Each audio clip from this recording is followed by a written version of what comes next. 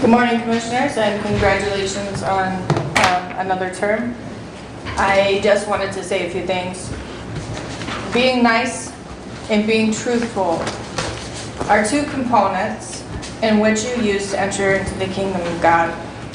But so is doing the right thing even when it doesn't feel comfortable, standing out above others when nobody is there to stand with you, and using taxpayers' money or other people's money as if it's your own. And same with personal property. So I've had some issues with the county clerk's office, and I wanted an investigation into the 2020 election. Now I have concerns about what happened in Reading Township with the tabulator or the information being deleted and having to be uploaded. That's very concerning. So I want to remind you that we're all just stewards of God, and this is only a small portion of time that we're here. Maybe some people don't believe in perjury or, their oath of office, or, citizens take things for granted as well. Walking into a store, prices are high, things can get really ugly really quick. So we're looking forward to see what happened in Reading Township. I have concerns about the senior millage. I'm not concerned with what happened with my vote. I was actually kind of excited to see somebody else get in, to see if they come to the meetings, to see if they pay attention, to see if they report back to the community. And I also wanted to say about the police report on what happened between me and another commissioner in this room. And I'd like to say 8 feet. Brent, do you have any idea how far 8 feet is from that table? Rough idea, yes. So, yeah, I wanted to bring in the truthfulness portion of it. And just, I found it very comical in the report that the detective actually had to say, why did you step in front of her then if you weren't worried about it? So I just thought I'd throw that out there, and since it's not directed to my other commissioner, I'm allowed to do so. So like I said, I wouldn't want your positions. I'm looking forward to the new delegates coming in to see what they have to say, what they have to do, what they have to report on, and I'm hoping that in this next session, you guys take your job more seriously when it comes to taxpayers' money. Thank you. Thank you. Anyone else wish to address the board at this time? Heller?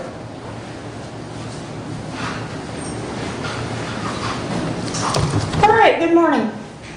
So this is the first time, let's see, Kelly Mapes, District 3, Allen, Michigan.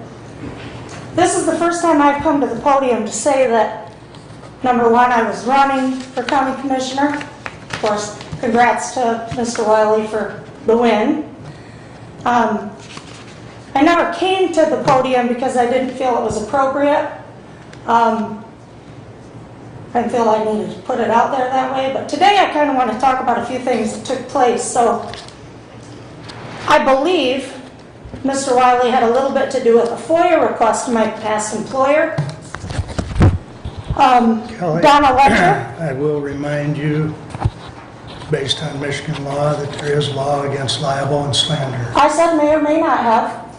I made that clear. I'm just Thank you. reminding you. You can, but I said of may or may the- not have. Understand. That's fine. I said may or may not have. I have 2 delegate affidavits that were signed on 5/1 of 22. One of Mr. Wiley, one of Mrs. Letcher. Same person that FOIA'd my work information while I was on medical leave, in which my employer released information, which is also a violation.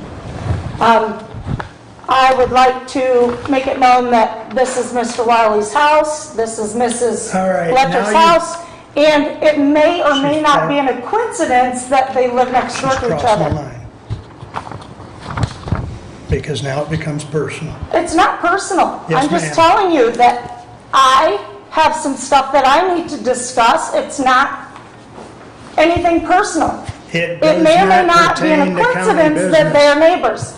The FOIA was also misspelled name. You're raising your voice, and that No. is considered disturbing the peace. No, I am just saying it. You're just trying to push it to a bad thing. You know that that's No, the case. because I'm you're- almost done. You're you- using my time. You're going down the road. So 2 different emails. One email of a dead husband and another, and this is with Mrs. Letcher, was her own personal email. But ironically enough, she didn't know how to spell her own name. The second one thing I'd like to bring up is I was at Cavoni's with my family, and I come out, and my 4-year-old granddaughter says, "Grandma, why are the cops staring at you?" I said, I don't know. I said, "How are you?" The guy said, "Good, thank you," and left. So I called it out. Made a phone call to a police officer, and I said, I'm not going to be interrogated with my family after the kids' ball game over a campaign. All right? Not going to have my medical records released illegally while I'm on medical leave, which is a HIPAA violation. The other part of it is the FOIA that was asked was very vague on what was given, was very personal to me. Okay? Then it goes to social media, right? We call this, what, a smear campaign? But let's all remember, political satire is allowed here because we're all delegates. That's what I've been told. So I had to take it, right? And I had to abide by it, and I had to be okay with it. That my personal business was put out to the community. I'm okay with it. I'm not ashamed of it. But the one problem is there were allegations. They were never tried, investigated. Therefore, they should never have been in my employee file. Thank you. Anyone else wish to address the board at this time? There will be another public comment at the end of the meeting. Moving along, consent agenda. I would move to approve the consent agenda as presented. Second.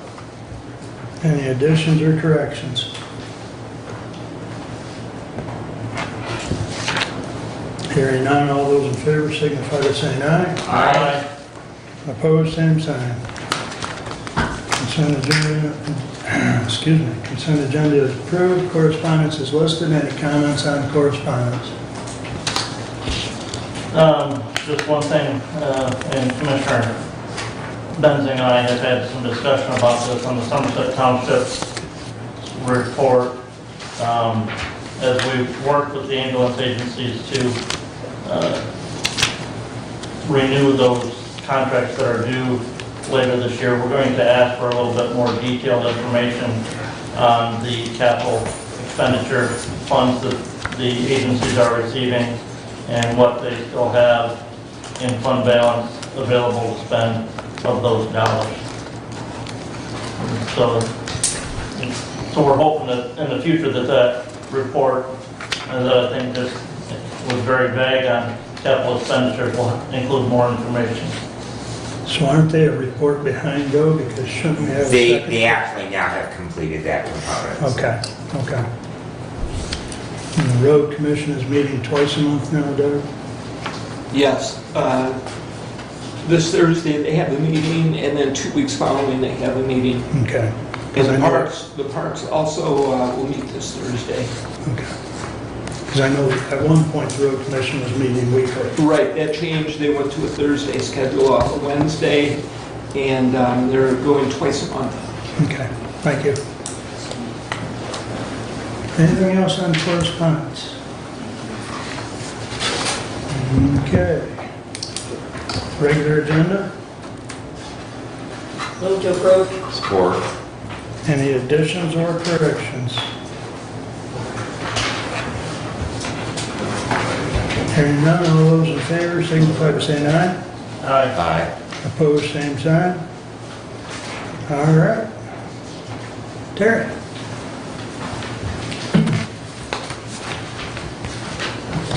Good morning, Chairman Wiley, Commissioners. Thank you for having me in today to give you an update of 2021 of the County Medical Care Facility. I gave you a little outline beginning. I do have hard copies. I think everybody got one. And I did email this out to Okay, him, great. Terry, so. All right. Yep. I gave you an outline. We can spend as much time as you want, but I'll start flying through, and if you have questions, please stop me and we'll address those as we go. Starting off with the financials for the year 2021. I gave you a copy of the statement of revenue, expenses, and changes in net position from the year 2020 to the year 2021. If you recall, we had a loss in the year 2020. Of course, related to COVID, and I'll get into that a little bit later, some of those reasons why. We had a loss of $1.25 million in 2020.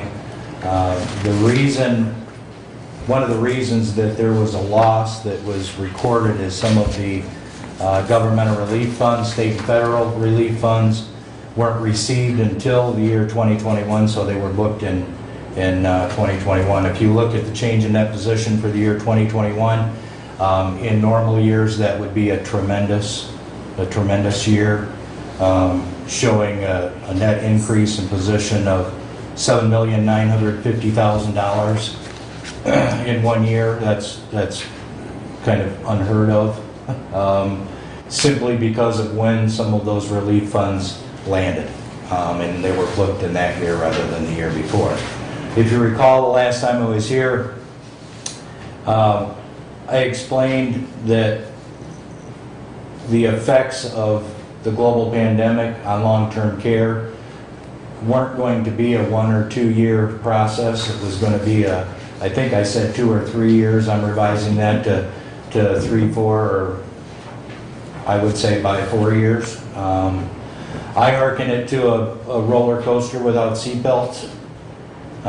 Normally, you like things even and some stability across the board. I can tell you that the way reimbursement has worked during the global pandemic has been anything but normal. We can go down through. You can, I guess, most noteworthy, if you look at the operating loss, operating expense loss, roughly what it was in 2020, $3.6 million operating loss.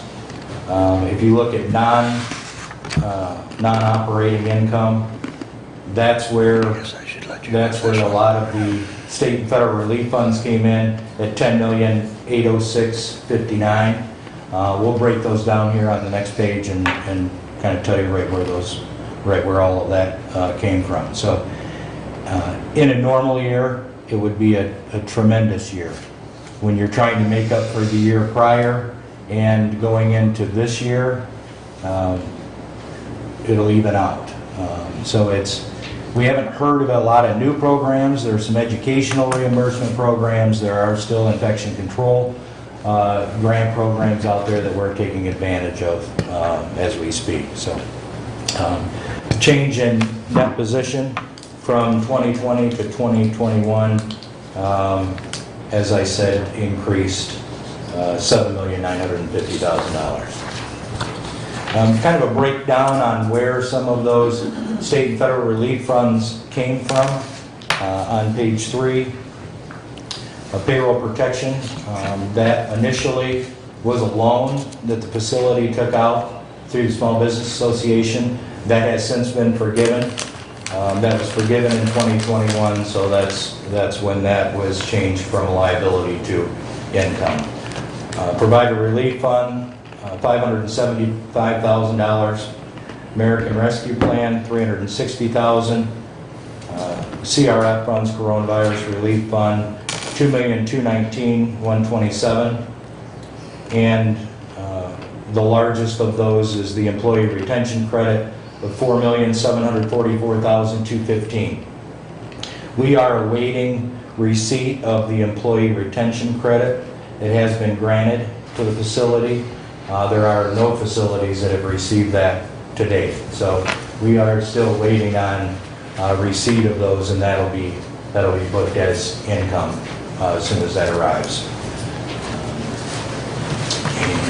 Are there any questions on any of that in particular? I can go into depth on any of those if you'd like. That employee retention credit, so we haven't actually gotten that yet, Terry, or? It has been approved and granted, but we haven't got the check in our hand. Haven't got the cash. Right. And that'll go right in as income. But you've already booked the income to the prior year. We had to, yeah. Simply because it was based on the number of employees in that year. Okay. So Plant Moran has to do it that way. And I, in my business, didn't work on that program, so I don't, does that continue going forward for 2022, or was that over in 21?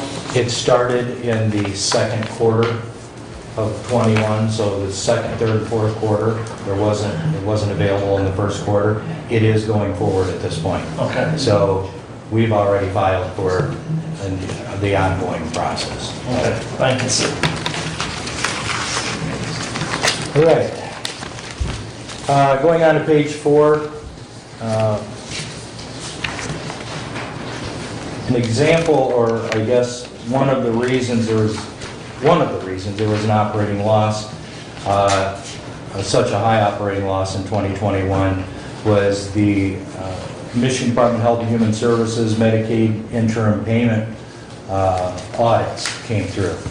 The state of Michigan audited the years 2018, 19, 20, and then 21 as well.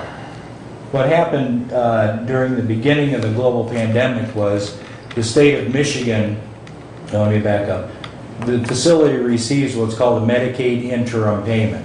So in order for skilled nursing facilities to have a steady flow of income coming into the building, the state pays us based on our number of Medicaid days times our Medicaid rate. Now, those are based normally on the year prior's occupancy. When the global pandemic hit, the state decided to leave that calculation at pre-pandemic levels. So an automatic overpayment was coming into the facility. We realized that that overpayment was coming in when it was coming in because we knew it shouldn't be that high.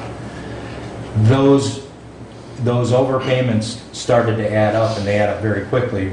We'll go into it here in just a minute, but those add up very quickly. Rather than wait for the state to call us and say, hey, you owe us all this money back, we called the state and asked for an audit. So we got a little bit ahead of the game, asked for the audit to be completed, and we began paying that back in 2021. So there are facilities that are receiving that callback for those funds, those overpayments now, where we've been paying them for over a year. By the end of this August, we'll have no overpayments due back to the state of Michigan. But you can see in especially 2020 and 2021, those are fairly large takebacks. So those again are overpayments to the facility, and those have been repaid. It shows us having a repayment balance due of about $4,000. They've since reconciled that, and they owe us $12. I want my $12. So anyway, we'll have that all taken care of by the end of August, and there won't be any paybacks to the state of Michigan on that overpayment. Or at least past overpayments, I mean, they could. Past overpayments, right.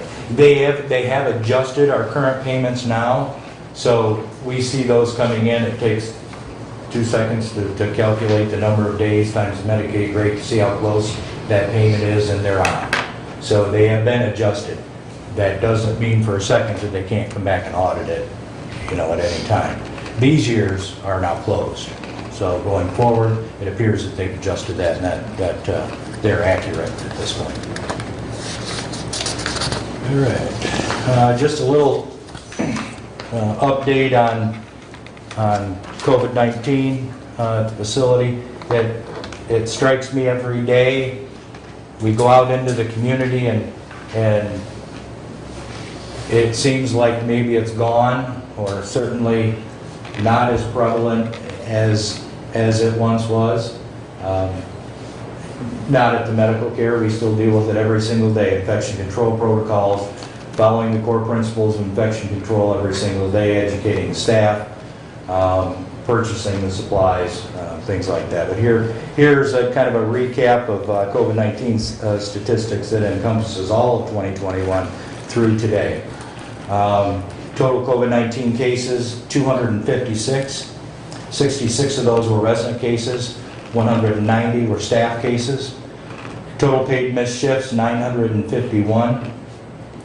Average COVID-19 tests per month, just over 1,400 a month we're performing. Employee vaccination rate right now is 80.14%. 23.37 have received their second booster or are considered up to date with their vaccines. Resident vaccination rate 93.16%. Second booster rate is at 82.9%. So having that second booster in anybody over 50 makes you up to date as far as the definition from the CDC. Total staff numbers before the global pandemic, the facility had 322 staff members. Today we have 242 staff members. And we'll talk about this here in just a little bit. It's been a challenge there, like everywhere else, trying to find staff.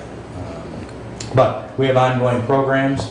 You'll notice at the end of every report that I send the chairman, I tell you about classes that are going on. If you're interested in being a nursing assistant or a nurse or a tuition reimbursement program, you contact the facility and we'll certainly be glad to talk to you about some educational opportunities that we provide. A nurse aide can come out to the facility out of high school. Doesn't necessarily have to be out of high school. Any age can come out. We'll put you through school and we'll pay you while you're taking the class. So you can come out of there with a job, with insurance and good benefits. So the last two things, the average yearly Medicaid days pre-pandemic, we'd run about 52,500 Medicaid days per year. So in other words, 52,500 Medicaid days per year. We would have that many bed days filled with an individual receiving Michigan Medicaid. So to explain where operating losses come from, if you look at pre-pandemic levels of 52,500 times the Medicaid rate at that point, which was $300 a day, that room revenue alone would have generated $15.75 million. Average yearly Medicaid days current, 40,150 times that same 300 brings that bed revenue down to $12 million, just over $12 million. So in one quick snapshot, that's the vast majority of the operating loss, is that bed revenue. And, I mean, it's about 34 residents, Right. the difference. Right. Yep. Terry? Yeah. I know back when the cottage was constructed, part of that was because we would get above a certain threshold. I'm seeing the same reimbursement rate. So have they changed the rules now? Because at that point, it was if we were above a certain number of Medicaid bed days, we got a higher level of reimbursement. And so that was one of the bases for financially for constructing that. So have they changed that formula now? Because I mean, there's a big number difference in our Medicaid bed days. Right. So the reimbursement amount has not changed. Now, our current Medicaid rate's a little higher than that 300. That was as an example. It would actually further that separation if we use today's Medicaid rate. So the rate itself hasn't. What happens when you reach that 51,000 Medicaid days per year, there's a reduction in the per bed per day tax that the facility has to pay. So that is a goal of hitting that 51,000 mark. Program that was put in earlier at the beginning of this year was called an unavailable bed plan. So the facility can file an unavailable bed plan for the number of those beds that are vacant. You can still use those beds at any time.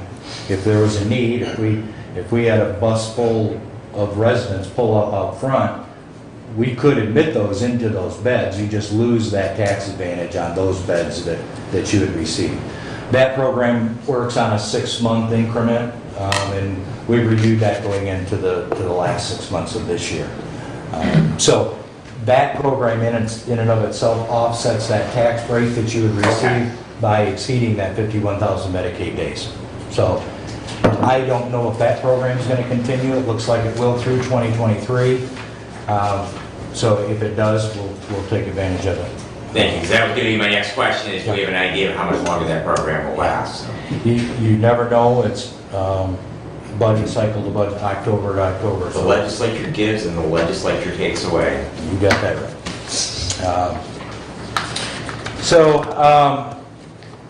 Next, moving on to quality. And the reason I mention quality is of course, medical care facilities stewards of millage money from the taxpayers. Our millage that we receive pays that tax that we were just talking about, that per bed, per day tax. And when the facility is operating at normal census levels of 92 to 97%, that pays that tax for the facility. All the other overhead comes on operating revenue. But quality, being a steward of the county taxpayer money, there's certainly an onus to provide quality care to our residents. Hillsdale County Medical Care Facility is a 5-star rated facility by the Centers for Medicare and Medicaid. That STAR program is based on a number of different quality indicators. Each one has different benchmarks within each category.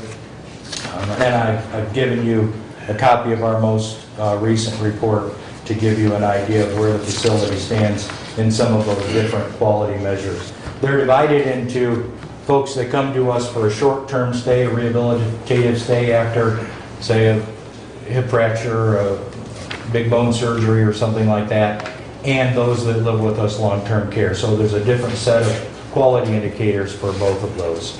And the facility stands at a 5-star rated facility at this point.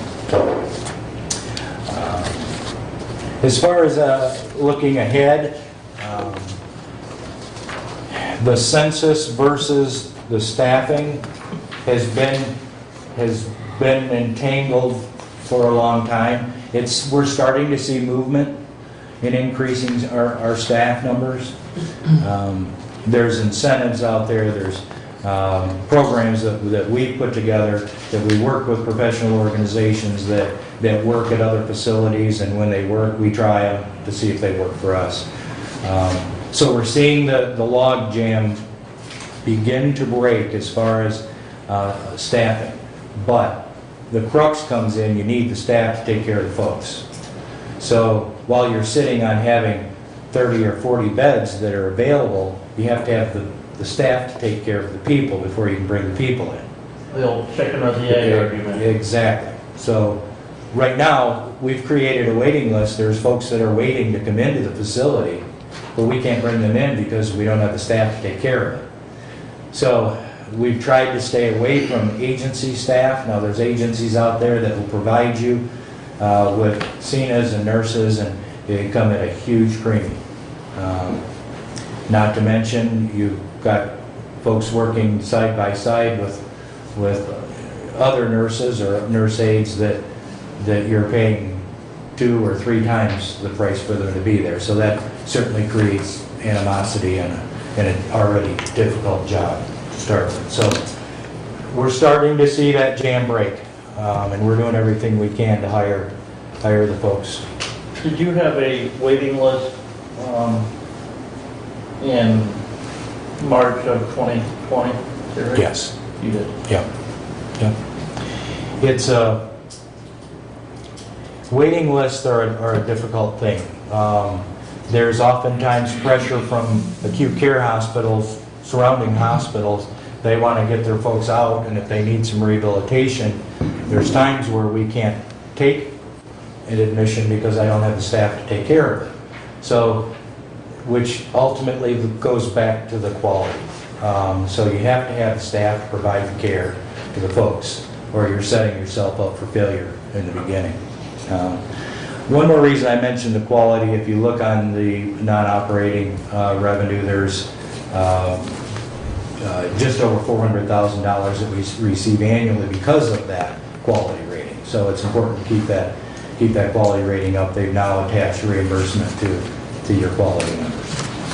So I have your long-term physical plan improvements, Yes. pouring on-site daycare, I know of school districts that are looking at the same type of issues.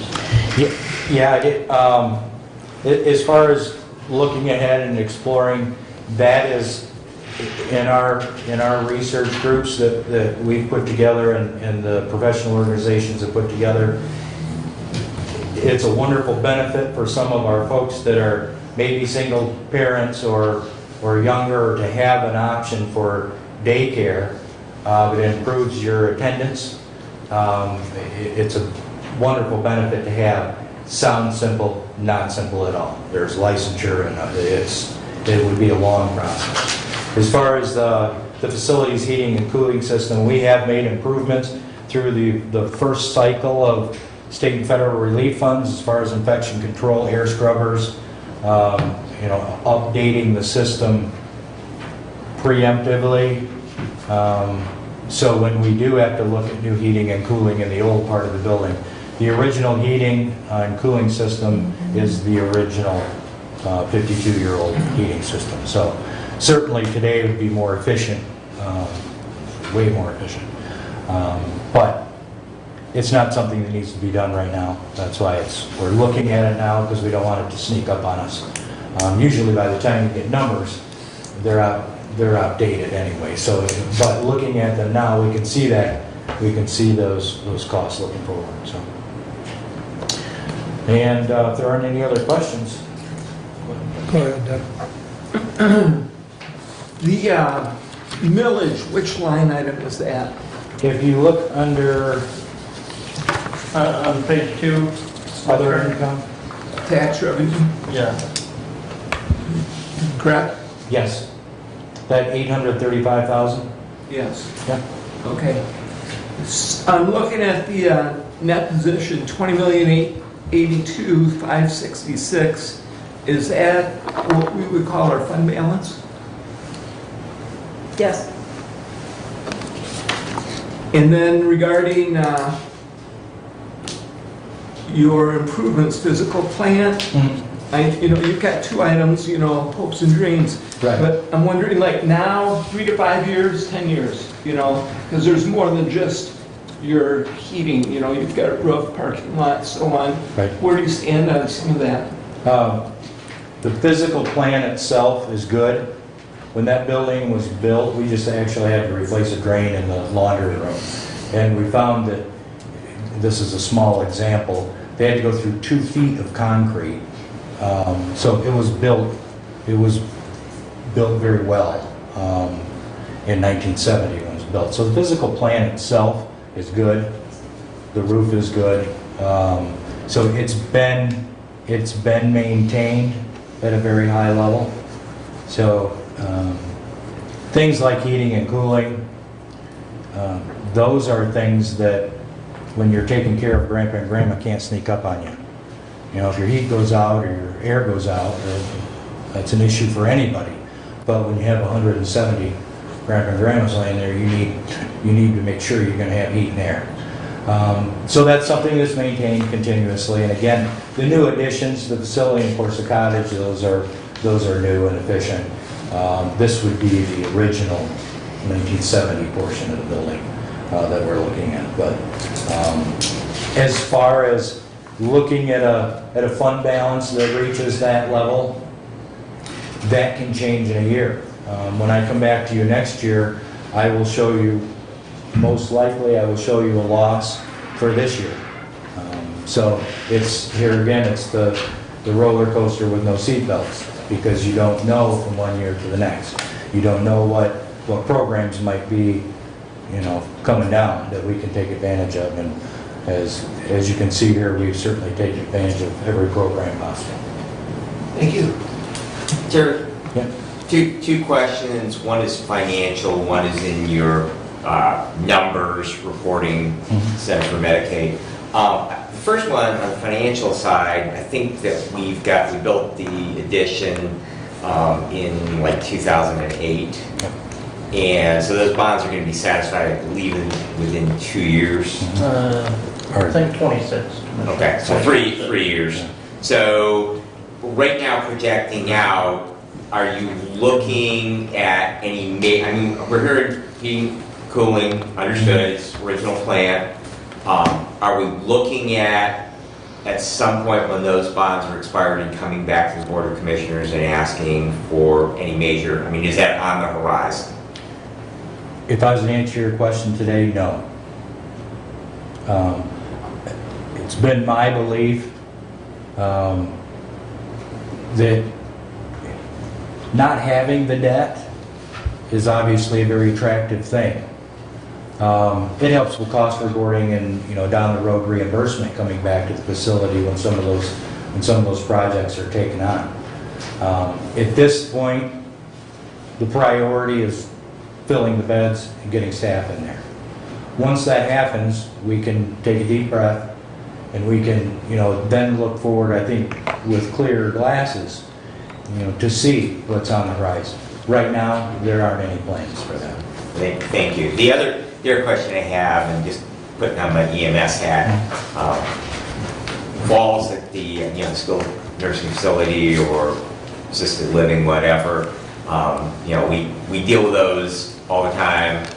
Grandma falls, grandma goes into the ER for an eval, grandma spends 2 hours there, she gets workup, she gets the CT, and she gets cleared and sent back home again. I'm just looking at your number, and it's, stands out. I mean, of all the numbers here, everything, really looks good, and I deal with a lot of that stuff. So, it's really interesting. I really like your numbers in regards to your meds and your antihypnotics and all those things. But the fall number seems a little bit high. So I was just curious in internal programs of how you're addressing that. Two things. The falls, the number of falls, that's one of the quality indicators, and I think that's where you're reading that from. The number of falls within the facility is one of the quality indicators. So is those that come to live at the facility and require more physical help. So here's an example of pre-pandemic, there really wasn't, our numbers were average with everyone else. Someone can fall there just like they can fall at Walmart or the grocery store or in the bathroom at home. But what we saw is when there was a quarantine or pretty much a shutdown of folks staying in their rooms, they didn't get out as much, they didn't have the activities that they had, they got weaker, and subsequently, they age as we all do every day. So that physical conditioning had lessened, even though we attempted and have programs, restorative nursing programs, that try to maintain that highest level of functioning. There was certainly a decline. Now, I'd say that's one of the offshoot negatives from the pandemic, is those people weren't out as much. They weren't exercising as much, they weren't interacting, they weren't staying as alert, so that itself contributes to the possibility of falls. So does those that require more help the longer they're there. Now, the pure nature of our business, folks come to the facility when they're older and when they need that extra help. Most of them aren't going to run a marathon in 6 months if they had therapy every single day. So there is a natural decline in the aging process. So those two quality indicators have been a rub, I guess, of mine from the beginning, but I don't tell them what to put in their quality indicators. So, but as far as your question, absolutely our programs, our risk management nurses, we actually have one full-time risk management nurse, and that's her job to assess someone for their propensity to fall, and if so, what safety measures can we put in place to prevent a fall. The other thing, just real briefly, the state of Michigan defines a fall as an unintended change in position. So let's say, for example, someone's helping someone into the bathroom and their knees give out, and they lower them to the commode or to the toilet. That's an unintended change in position. So the facility has to mark that, has to record that as a fall, even though it wasn't a physical fall to the ground or, so there's a number of factors that go in that quality indicator, and that's been a rub of mine for a long time. Thank you for the explanation. Any more questions for Terry? Done? All right, very good. Thank you, Terry. All right. Randy? Let you kick it off, or Brian, or whomever. Very good. Sir. Thank you.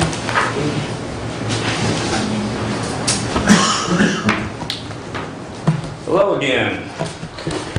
Yes. So, what I just put in front of y'all, Ray, you got your copy, Doug? As we discussed 2 weeks ago, are the actual proposals with scopes of work for each of the action items that we had put forth in the evaluation, existing conditions evaluation. Pretty straightforward on most of the building stuff. Kathy, I'm going to address something you brought up. We cannot take the bottom half of the dome off. If we take anything off, it would be the cupola. So as far as changing the dynamic of that, that's probably not an option that would be physically possible or financially feasible. Because I know we'd addressed it and I wanted to... So why can you not take that off now? It's just the way it's anchored to the masonry.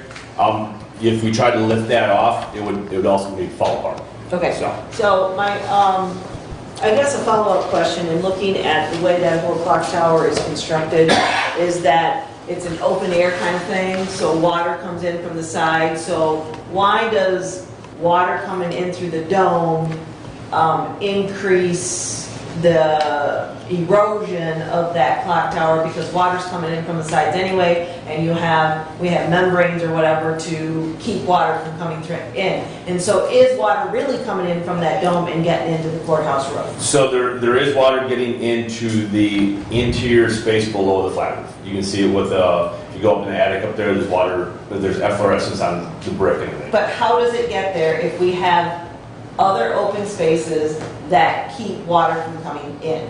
How is water getting from that dome into that roof? I mean, failed roofing. I'll put it that way.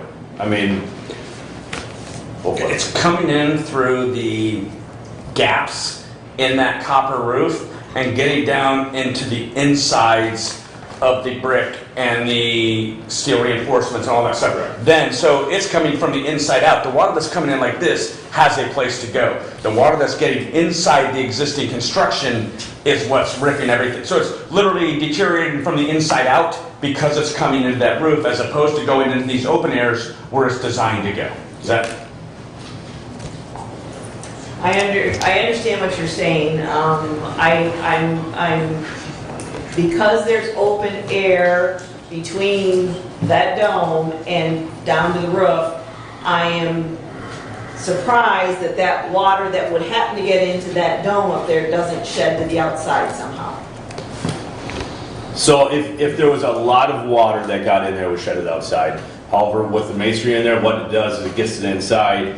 It's like a plastic bag, I'll say. It holds the moisture in there. And therefore, what happens is in your colder months, then you have the freeze thaw issues. It's a masonry that's above that. Below that flat roof, there's water coming in there as well, like I said, from either failed flat roof, penetrations, whatever. So, Okay. And again, this isn't from this latest rendition of these flat roofs. These are 40-year issues, right, that have been neglected for 40 or 50. Who knows? I don't know. We don't have a work log, but the deterioration we're seeing, that phosphorescence on that brick, that is decades of water coming from the inside, and gravity and Mother Nature they're undefeated, right? That it's going to find the easiest place for it to go to, and try to come out through there. So if we fix this, how are we gonna know if it's fixed and we don't have more moisture coming? Because that evidence of moisture is in that brick now, and in 10 years, when somebody comes and looks at it and says, oh, well, you used to have moisture coming from the cupola. How do we know that that's new moisture versus that's So as far as the masonry goes, we can actually wash that masonry on the inside of the building, get the efflorescence off of it. That way, if it does start showing up again in the future, you would at that point for sure know that there's a leak in that one spot. Is So- that part of the process that you plan on doing? So we do not, as of this point, we don't have a masonry scope of work. No, but as far as the washing the brick. We do not have that in this plan. We do not have the washing of the brick. So that would come with the masonry Right. scope. Okay, thank you. But to your point, is there will be a way to tell. Okay. It will be clean to the point where any new deterioration is Noticeable. able to be observed. All right, thank you. One other small item, or I guess two other small items, is we are doing on the lower level with the roof all that cornice work that is currently white, and we're doing it on the tower work as well as we move forward with this. We have an option in there to leave it copper and not paint it white. That is an aesthetic thing for one part on your end. We would recommend leaving it as copper for the basic reason that you won't have to go paint it every 5 years or 10 years. It won't start peeling like that. It will all age at the same time, so it will turn from orange to brown to green at the same time. It's a suggestion. If you choose to not do that, I think there's a $38,000 deduct in there for that. Just not a decision that has to be made today, just something to think about how you want the look to be as we move forward. Do you want it the same on the bottom and the top? Paint them both, not paint them both? And then the other issue is with the clock. So the mechanism that is up there doesn't exist. The parts have not been made for several years. We found a solution to bring an electronic mechanism in there. We will leave the clock. Everything on the outside is going to look identical. It will literally, you will run a Cat5 cable up there. You can control it from the server room in the bottom of the courthouse or somewhere wherever there's a rack that we can plug into. Probably able to access it remotely, but it should just run off of that, and it's pretty fail-proof, and it's definitely labor-free after it's installed. So just giving you a heads up that that clock is not, to be restored that clock to working, the outside is one thing. We can do the glass in the face and make it look beautiful again. To restore it to working, it's not going to happen with the same weights and pulleys and system that you have in place. It's going to have to get modernized, and it will be a much more effective and efficient way to have that operable. And my guess is, and Randy, you were the last one to work on the chimes, I believe, we would probably do something similar on the chimes if you want them active again. That's again, so just a heads up that part of it is one of the few aspects that will not be 100% historically accurate, but it will work as intended. And so Part 5 under clocks does not apply if we do that route. Yeah, so that's that 100,000. Part 5 says 300,000. Yeah, 300 total, 200 for the face work and to get it all up, and then 100,000 for the new electronics to be installed and operable. Yeah. That 300 provides you with an operating clock, if that was the question. So you've already factored in the modernization of the electronics in the Part 5? Yes. So if you decide you just want it cleaned up and not working, we can take that $100,000 out, and it would be set at 11:20 or whatever you want to say every day. So that's it as far as. Oh, yes, sir. I had asked about noise disruption in the courts and other offices in the courthouse, the clerk's office, prosecuting attorney, so on and so forth, drug courts. They're in there. What accommodations? So this is construction. It's going to be, we're going to have noisy days as always. However, we've done several courthouses, several high-profile, job locations, I'll say. We can have quiet hours if we need to. Certain days, if there's a high-profile court case that needs to be, no noise, we can work on a different side of the building. We will work around your schedule. Yeah, in a sense. That's just a logistics issue, Doug. It's That's just all I easy to need. fix. All I need is dates and areas of the building that we need to be quiet. That's all I need. We can work around it. So The masonry, if you choose to move forward with that, is probably going to be a little more disruptive. yeah, that would be more Just disruptive. because we're on their level and we're raking and grinding that out. But again, none of that can't be worked around as the court schedule dictates, if you will. Yep. Yeah. So, What are you hoping for today from us? in a perfect world, you sign off on these two. We get the mason lined up. We actually have a schedule in the masonry part for when she's going to come out and start her exploratory stuff. We can start ordering parts and pieces, start our design team getting to work on what we need to do, work on the additional scaffolding, which is going to be a big deal for that tower. So we would, if you want to move forward on the work, we would love something signed today, and we will start our end of it. Okay, did you say tiles, shipping? The tile is ready to be shipped, so I already set up with John for delivery. Yeah, so we're already moving forward on that original scope. Yep. For us to start working on this, the earlier we can get started, the better. If we can get this stuff up before winter and be set and have everything ordered that we need, we've got a lot of the copper in-house, get our design team working, it's going to make this project, first of all, it allows us to stay here. If we finish up before this is signed off on and we demobilize and have to remobilize, it pushes things back in our queue right now. I don't know if we mentioned this last time. New contracts right now, we're telling them we're starting April 1st at the earliest. Since we're here, we would push you guys to the front of that line and continue, keep our crews here, keep everybody working, and it would just be sequential. So, Can you explain again the roof scaffolding and the scaffolding that you require for the cupola, and how are you putting that together in the organization? Yeah, so the scaffold for the clock tower, I'll say, that's going to go on the existing roof that's currently there. We'll have to pull the tile off the roofing, waterproof it in, dry it in, and set it on there. Therefore, I wouldn't want to put the new roof on until we do the clock tower. It would just be bad timing, I'll say. So as far as that goes, scaffolding, we have to order scaffolding for this.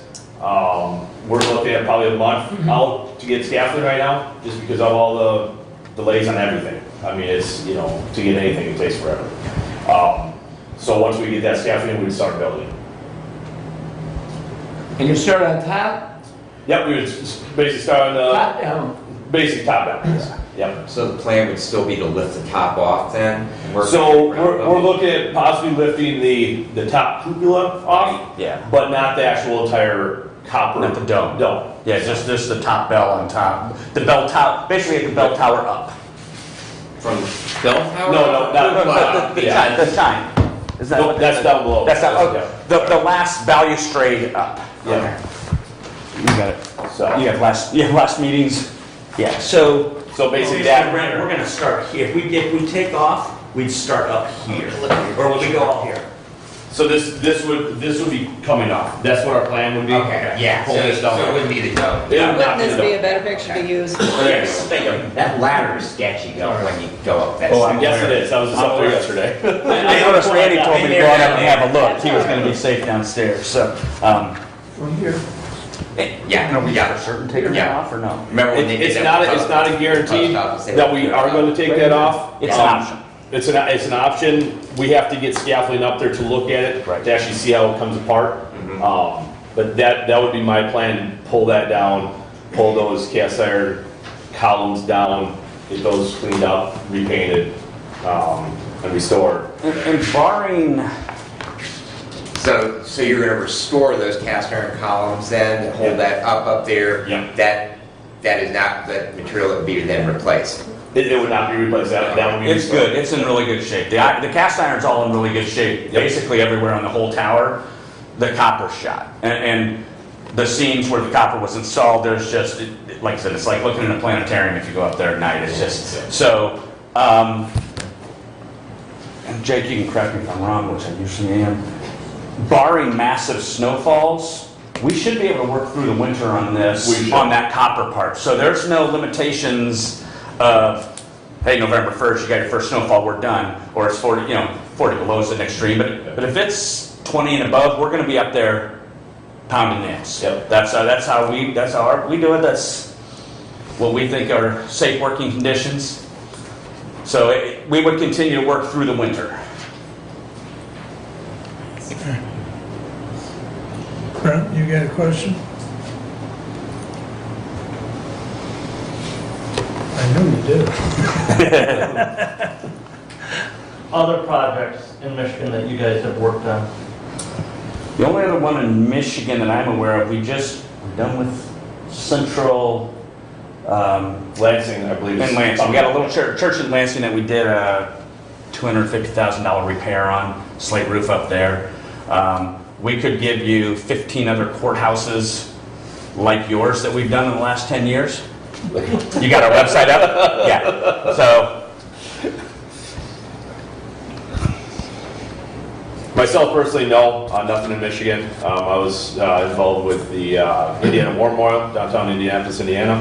Brown County Courthouse in Green Bay. in Green Bay. The Mississippi County Courthouses, which are down in Blytheville, Arkansas, down there. I was involved with all those three. I'm currently involved with the Greene County Courthouse up in Monroe, Wisconsin. Just in a nutshell, Yeah. for some of them, so.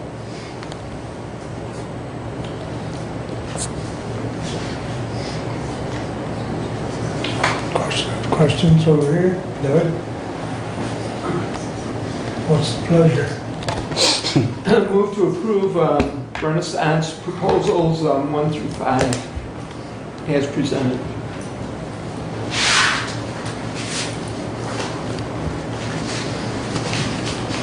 I will support for discussion. Does Commissioner, and I guess my first question is, that did not include the masonry. Correct. Masonry inspection is a separate contract. That's the second page over there. And we did it that way because it's really a separate scope of work. And the tower work is not contingent on that masonry. So we thought it would be easier for you guys as you move forward with the projects, or don't choose not to, that you see exactly what you're getting. It's a much more detailed what her inspection is going to entail. The lady that we are subcontracting, all she does is historic masonry everywhere she goes. We trust her. Yeah, I think you explained last time that she basically goes around and checks every single block by tapping on them. It's Very in-depth, very. Well, we can discuss that one more in a minute because we've got a motion on as far as this one here. Right, so to discuss a little bit the motion, payment of.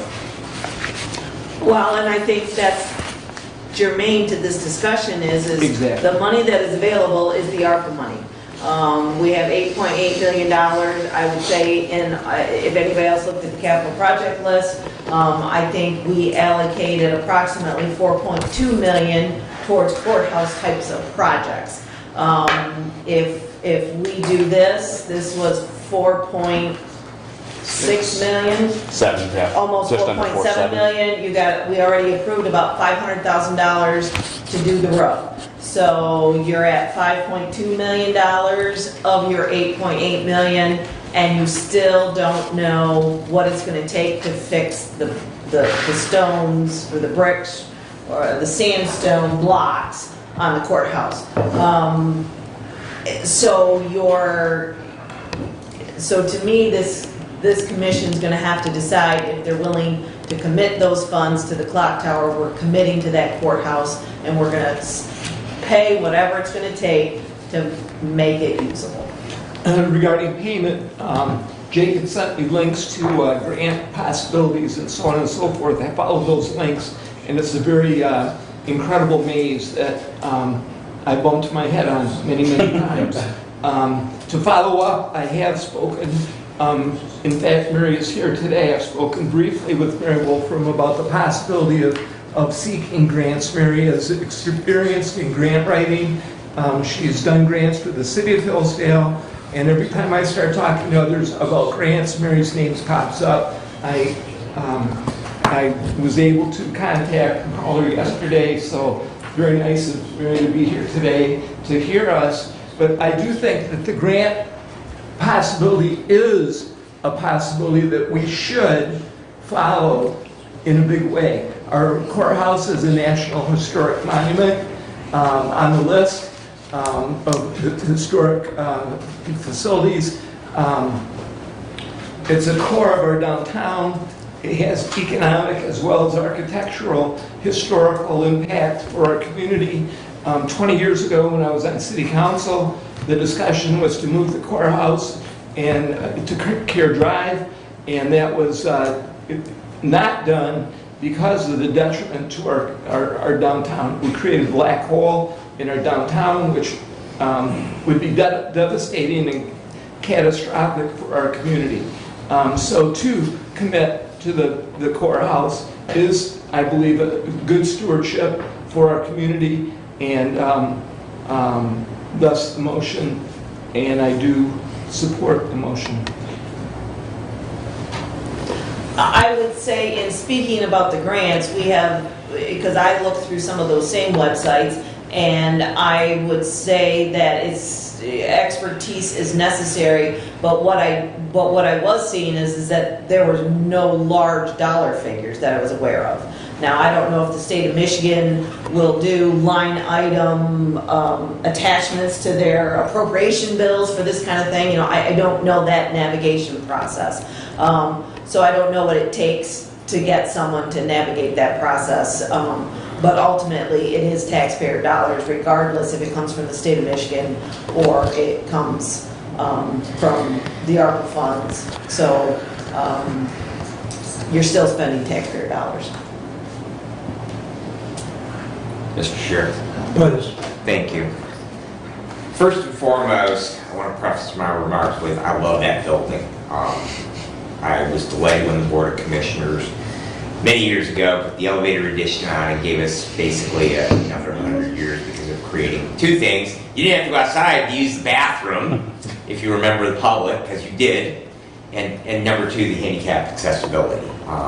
I have been all the way to the top. I've seen places in that building that a very tiny number of people have ever seen, but I do love it. And I'm very committed to the history and the place. As a 40-plus year retailer in this community, I understand what Commissioner Engel said about it being an anchor to our downtown. With that said, there are a couple of things.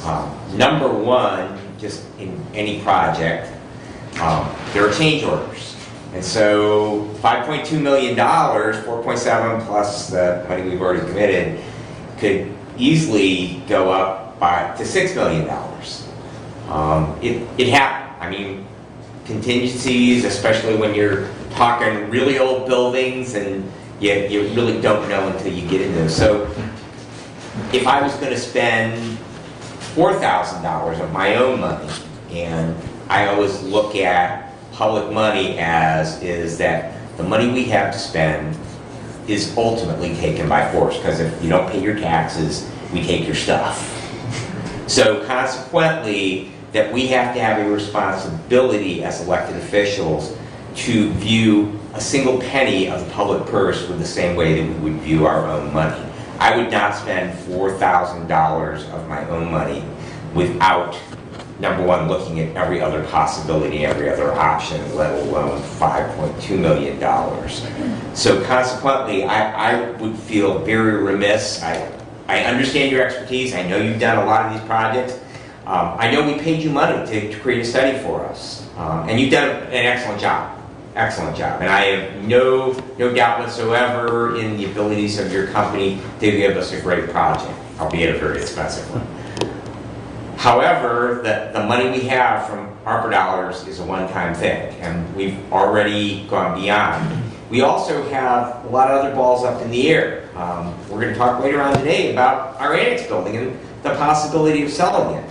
And we've talked about in the past about putting all of our courts into that building, of which we've commissioned a study and put some skin in the game.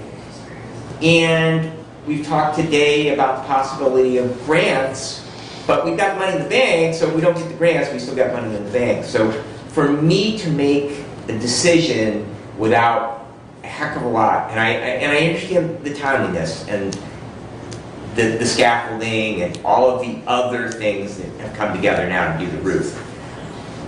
I just simply, with the amount of things that we have going here, we don't have enough information, and I don't want to be in the same place where we leave some future board of commissioners with where we were going to put all the courts in one building. We found out we couldn't take out a wall because nobody had hired an architect to find out if taking out the wall was possible. So, number one, I really want to get, and we have to pay for it, I don't have a problem with it, but I would like to see another proposal. I don't think that's going to, other than the cost of putting scaffolding up,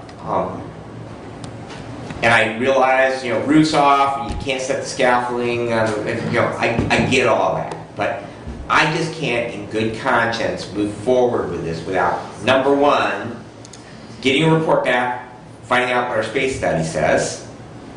Number two, deciding what we're going to do with that annex, because I'm already hearing and seeing the emails from one of our judges because they mowed the lawn when our court is in session and she complains about the noise. And if we don't have a fallback plan, we sell the annex and we haven't got any other space to go into. So we've got too many things that are unknowns for me at this point. But I guess the biggest one is I just want to have a price from somebody else before I can sign off on spending that much money. So set my piece and do with it as you will. The study is, the study that you've done thus far has cost what? To put it in perspective. About $25,000, 22, 23, something like that. That's what I was thinking. Yeah, right. So for us to go out and get another one, it's gonna cost another 25 It's at gonna cost you least. double that. Yeah. Like, I can tell you right now, y'all got a deal. Okay, well, where I'm going is that, number one, you do this business, this is your specialty, we brought you in, we've spent the money.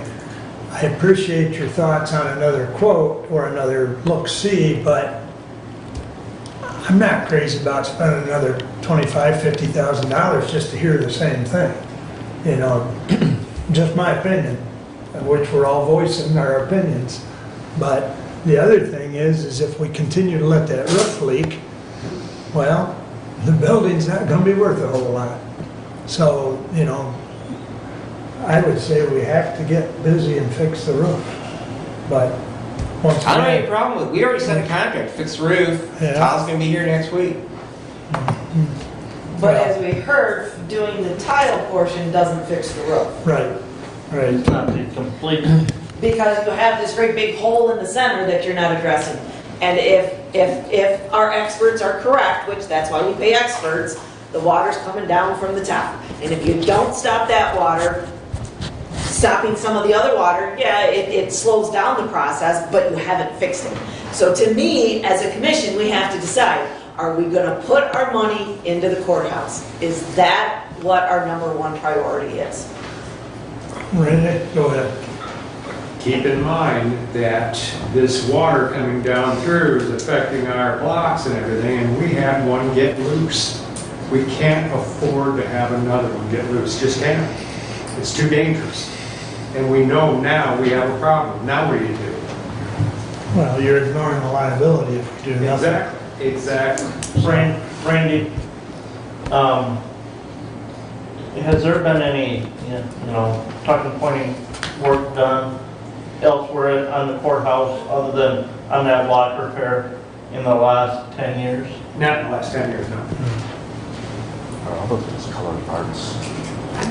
That's word, but I don't know. So- Yeah. And- So Brent, to that point, if you look at the courthouse, the rest of it, anytime you see a stone that's a different color, that's one that has been worked on at some point over the last 50, 75 years. So to answer your question, yes, in the last 10 years, no, but there's been a lot of work done on that, and that's why it doesn't match. And Commissioner Dunsing, I have the same concerns, the same desires for another cost estimate.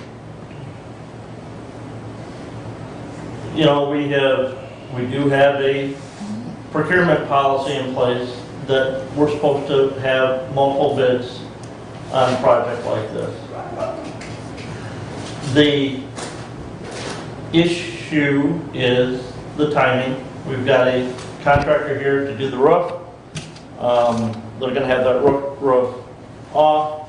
We can continue that additional work with that same contractor going on up from there. And it may hamper us in that ability to get a second estimate. Lenawee County just last year moved into their interior restored historic courthouse. They spent just under $9 million to restore that building. And of that bid cost, only $300,000 was allocated to exterior of the building. So, and I haven't been able to find when they did the exterior work on their building, if it was in one major project or not. But like you, I love that building. I grew up in that building, our historical courthouse. And if we don't spend the money maintaining the structures that we've got, where does that put us or a future board of commissioners in 5 or 10 years down the road? And I think we're seeing some of that now with some of these other building decisions that we have to make. What do we do as far as investing and maintaining our infrastructure? I don't like it, gentlemen. I don't like not having another bid. But we are dealing with professionals in the historic preservation area. And that's where I have to come down and settle on and looking at that. And again, I know, I drive to Adrian and look at their courthouse. I can drive to Coldwater and look at their courthouse. And I take ours and Adrian's all day long over what Branch County has. Because that's 1970s. Sad. Yeah. I was in Petoskey last year, and they have a similar building that is 70s ugly. So I And echo some of Brent's comments because him and I were looking at the Adrian project, or Lenawee County, I should say.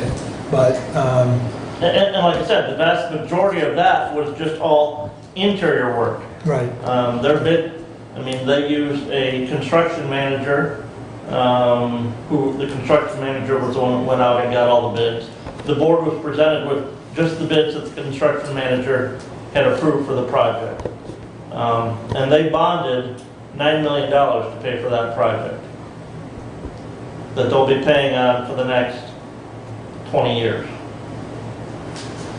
And they did that out of operating revenues. That you get. They're going to be paying that bond money off, correct, back with general fund operating revenues. so back to the motion at hand. Commissioner you said to approve number 1 to 5. What would be your preference on the copper? Paint it or leave it? Copper. No paint. No paint? No, I agree. I agree. What was that? We leave the copper plain, wet Okay. weather. Save, I mean, we're saving future boards of commissioners. Randy, you're gonna be gone, someone's gonna have to go up there. in a minute. You were all talking at the same time. Yeah. These hearing aids are terrible when you got multiple people.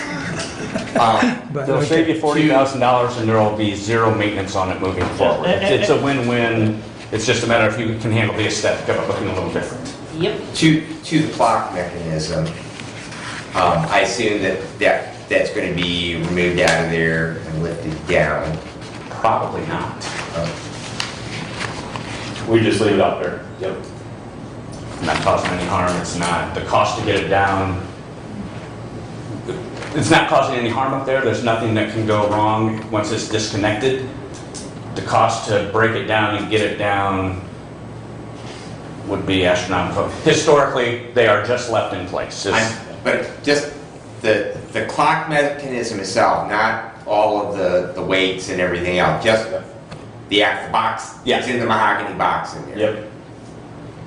Those are normally left in place. When they go to digital, those are normally left right in place. Sad, it's beautiful. I would love to be able to see us get that down in our historical society. Well, see other than beautiful building. you may destroy it trying to take it down. I understand.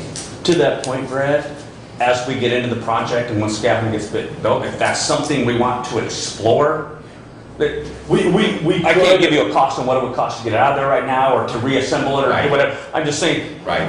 typically they're left in place. If we want to get it down, it's something we can address. If you guys want it out there, we're already gonna be doing the clock faces.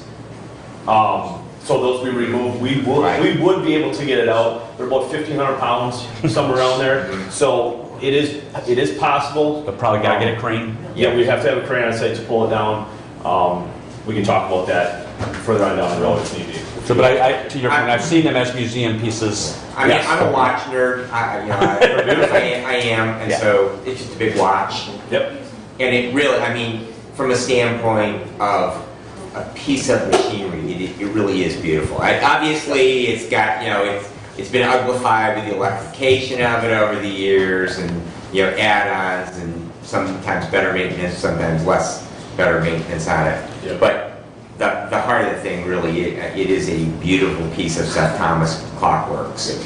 And it would be a shame to just entomb it up there that, it's out of use and that it could not be somehow preserved. And we can look at that too, we put in some part of the courthouse, just at lower levels, so people can look and see. Or once you what get it it down, you can do it to whatever you want. Or whatever, Actually, yeah. right? It's getting And it with a down big to enough size. pot of money, Commissioner, all things are possible. It's not to be fixed with a big enough pot of money. I mean, it's a big enough pot of money, but it's, because it would all be custom fabbing.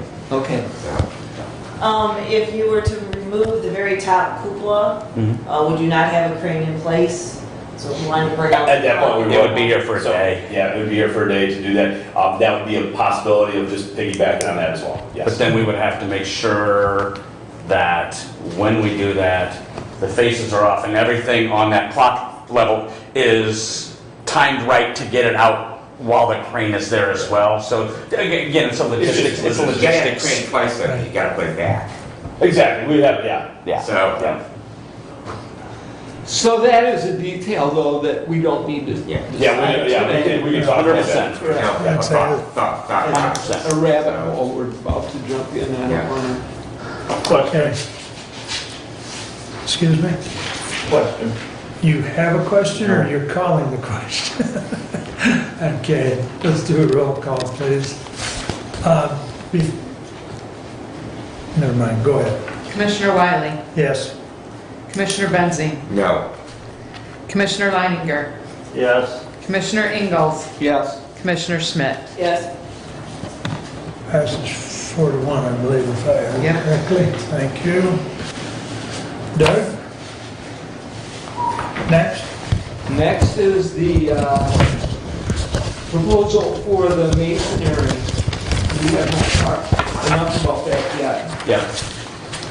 So, as we discussed a couple weeks back, we want to really figure out what that masonry is going to cost you. We need to bring in an expert, which we have outlined here.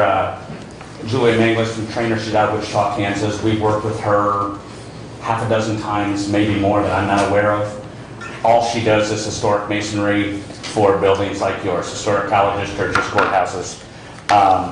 She will come out 2 visits. The first one will be a day or 2, and she will kind of go and see what she's up against, take whatever little sample she can. Then she's going to come back for a longer period, maybe up to 2 weeks, and really go through every inch of this building with fine-tooth rake, if you will, not a comb. In a sense, it would be another crane, just like we did before. It's a full site investigation at that point again. With her being, in a sense, a third party to actually look at it and say, okay, this is what we need to do. Give us severity on the condition. With the goal being to give you a number that is 95% accurate, like we're doing on the roof portion, where our goal is to do as few change orders as possible. Yes, when we open things up, there's rotted boards, but we like to think that when we make numbers like this, the proposal we gave you for that tower, that's going to be 95, if not higher, accurate, because we've done the work on the front end to find out everything that could go wrong with it. That's the goal of bringing this masonry expert out as well, is to give you a number. Hey, this is what it is. Here's exactly what needs to happen and how it's going to happen moving forward. And then you all have another decision to make based on that. But that's the purpose of this masonry inspection, is to give you as accurate of a proposal as we can for what needs to be done, like we did with the rest of the roof. Brian, the amount indicated, 98.5, is that a not to exceed amount? Can it be less? I mean, how hard is that number for the inspection? Pretty solid. If we, is there room to negotiate? But it's pretty solid. We know that's. Okay. I mean, you've got basically an idea of how many square footage she's got to go over. Yeah, so- we got that. We already know basic crane costs and stuff like that. So Right. we have pretty good detailed, To put it this way, we're not making a ton of money on this part, right? This is not a profit center for us. This is just like the investigation we did. This is to provide you all with the information you need to make the best, most informed decision that you can. If I may, Randy, when the block fell out the last time, what was the cost? $110,000 to fix it. But that was the block and the roof damage, correct? Yeah, the block came out, hit the railing, that cast iron railing, snapped the cast iron railing, and then we went to the roof and stopped. And there was minimal damage on the roof itself, but the cast iron railing and everything was pricey, because that had to be all custom made. Did that stone hit the ground? Could have been hit the ground? Did it? No, it stopped just short. And it was about 100 pounds? A good 100 pounds. And we own the report. I'm sorry? We own the report when it's done. Yes. It's ours. Yes. Okay. Like the first one, yep. I would move to approve the masonry evaluation contract with Renaissance. This is for, Second. to be paid for out of the capital project fund. Capital projects fund or ARPA money? Capital project. Who's going to sign it? To be signed by the chair. Okay. Just for clarification. Moved and I supported. Kathy supported either Kathy way. supported it. Thank you. Any further discussion? I think they've talked about it at the last meeting. They've talked about it today. It's a liability. Just that the two projects are separate. The masonry is separate from what we approved for the upper. Correct. Now, And can that be done at some future time? Once we have the report, what is the timing on when we repair the masonry? So timeline would be the severity of it. So if she comes in here, does her, on-site evaluation, and there's some really bad areas that she notices, those would want to be done right away. Other areas of the building, there's several areas on the lower side, this lower section of the building, that can wait 5 years probably, honestly. But as far as that goes, it's all about the severity of that location of a repair. to that point, when we provide that report, or when she provides it, we can assign budgets to the tower part if she deems that to be in much worse shape, so that we can do it all while we're doing the tower. But the rest of the building, you know what? You can get another 10 years. We can break that up for you guys, if that would help, to see, and assign a critical value to it, if you will, of what's in worse shape than others. So you have all the information to make the best decision that you can.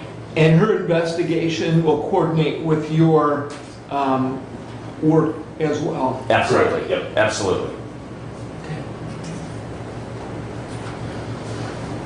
Any more questions? Let's do a roll call on that as well, please. Commissioner Benzing, Yes. Commissioner Leininger, Yes. Commissioner Ingalls. Yes. Commissioner Schmidt, Yes. Commissioner Wiley. Yes. Okay. Request a 5-minute recess. Well, Oh. Commissioner, if we may, while we're still on this issue of the poorhouse and talking about these potential grants and stuff, Mary is still here, I do believe. I would move that we authorize Commissioner Engels to work with Mary Wolfram to see possibility of obtaining grant funding and potentially consider fee for service in obtaining such grants, to report back to the commission. Support. Discussion point. I'm not sure I'm seeing an nod. Come on up, Mary. You want her up? Yes. Come on up, Mary. Yeah. So I've had all of 18 hours since talking to Commissioner Engels to think about this. And here's where I'm at on it, is I would like to just offer my services pro bono to look at these grants, and if you guys can forward me the links. I do think I'm a little more familiar with them. I mean, I'm going through my kind of Rolodex in my brain of possible grants. Commissioner Schmidt, you are correct. They're not going to be probably not going to be in the millions of dollars, although I love the idea of a line item at the legislative level. So, but my husband Gary honestly would know kind of how to do that, or look into that part of it. So I think we would like to help. We love the building. I think people in Hillsdale don't appreciate how valuable these historic buildings are. I mean, they are the core not only to our history, but honestly, our economic development in the future. I mean, we have them. You don't take care of them, they're gone. They're gone forever. So, I mean, they have an economic value for the city, the county of Hillsdale, besides all the other value of beauty and history and everything. So what I would like to do is offer my services pro bono to help find you an appropriate grant. If we get to the point where we want to apply for them, that's a lot of work. I would like to get paid. We can figure out some kind of fee for service at that point, or I can guide. I don't know who it would be at the county level that would be able to do that, and I could just guide them. That's probably the most efficient way to do it. But anyway, so you don't have to pay me anything for right now. What you're passing is the possibility of possibly paying me in the future. But thank you for that offer. Thank you, Mary. Appreciate it a lot. Yeah. Thanks for coming today on short notice. Yep. At that point, we can exchange cards before we go. As we promised Doug earlier, we can help with that as well, as we Great. work with them. If you need documentation of what we're doing, how we're doing it, we're happy. Just let us know, and we're... Right, and I would Yeah, obviously if you need. need that So- for all the cost estimates and details and things, but that's down the road. We gotta Right. find the right, and it could be a couple of grants, and the money that you're putting in, if we can structure it right, would probably be the match. Like all of these grants take usually a one-to-one match at least, and so you're putting in your fair share, and, I'd have to really think about it and look through those, all the different grants, but. Okay, Thank you. thank you, Mayor. So, It still stands because we're talking about potential working with Mary and Yep. Doug's authorized to continue that process. who supported it? Kathy Yep. supported the motion. Is there any further discussion on Brent's motion? All in favor, signify by saying aye. Aye. Opposed, same sign. Motion passes. Now I think we can take a 5-minute break. Brian, Yes, sir. you, have you got a copy that you want to sign, or you want me to just sign these? You mean a hard copy?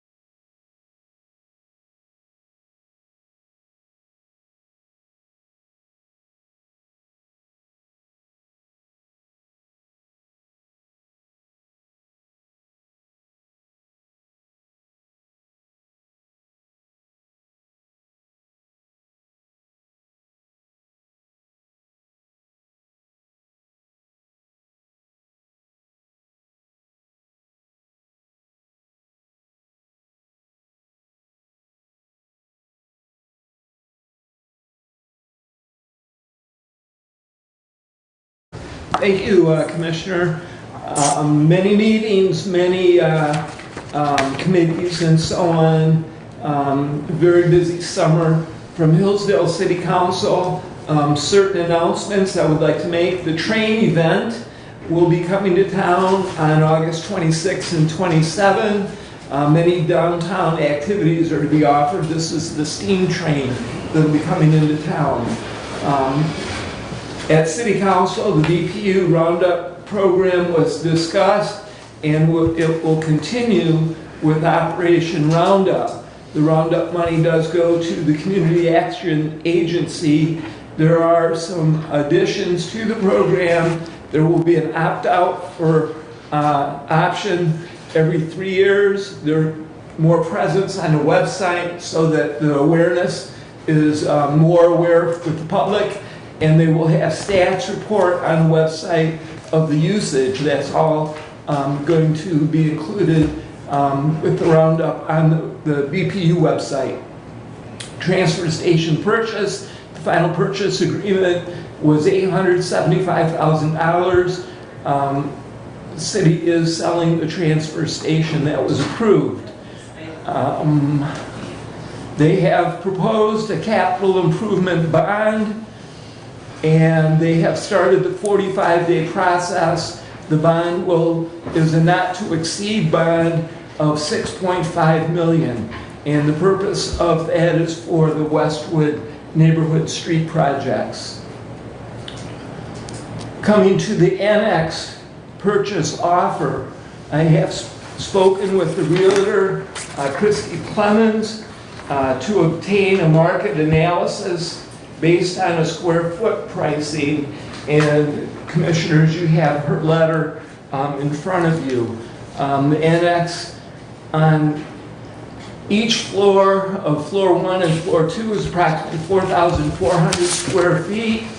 The total in the building, including the basement, is approximately 10,000 square feet. And the average comparables that have sold, there's 4 buildings in particular she's talking about, is at $39 per square feet, per square foot.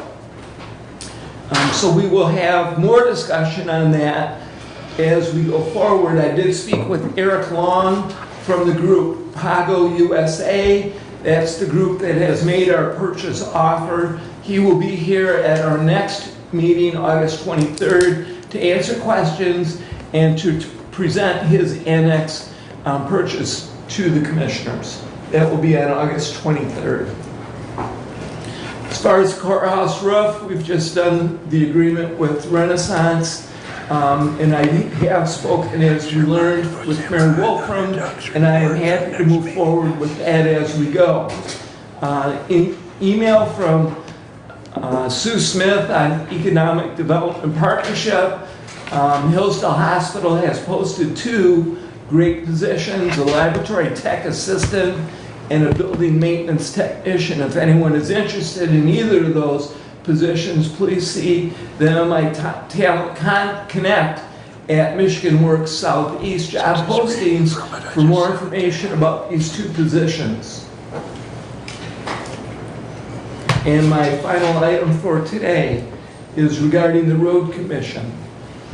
We have held the public hearing to alter the number of members of the Road Commission as required by MCL 224.6 subsection 6. Board of Commissioners, you have had time to research, ask questions, and process the information. This board can create the timeline and process for determining appointments. I move to alter the number of road commissioners by adding 2 effective after January 1, 2023, with appointments to fill the new seats after January 1, 2023. Support. Discussion? Excuse me. I would say I'm opposed to this. As we've stated before, if the public wanted change in the road not as we stated before. But I will say, based on the primary election, if the public wanted change in the road commission, they would have made a change, and based on the vote, it was a resounding, they didn't want to change. I think that the issues that we've addressed about moving that by 2 members, that those issues can be mitigated in other ways.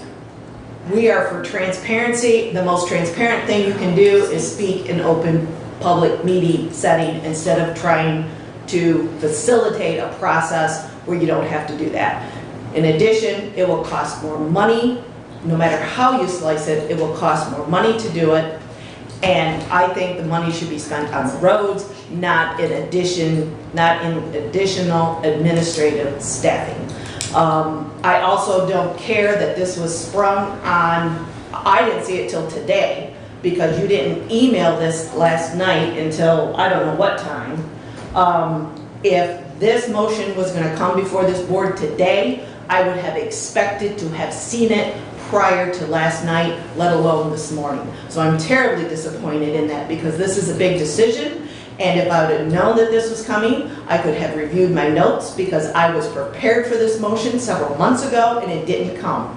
This should not have been sprung today.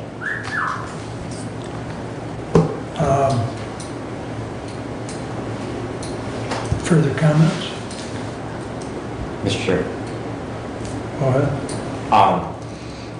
I think that we've heard reasons and rationale that a 5-member board, we look at other units of government, township boards are generally 5 members. I don't believe we have any 7-member boards in the county, but they are allowed up to do 7. But they're 5. We look at village councils, city councils, there's certainly more than 3. The current structure definitely predates the Open Meetings Act in form. I understand your concerns, Commissioner Smith, on a couple of points. First and foremost, about the transparency aspect. However, there is many things that can be accomplished at committee level and then brought to the full body for a decision, which right now does not allow for. I understand, watch numbers, look at numbers in elections, not just here, but all across the state.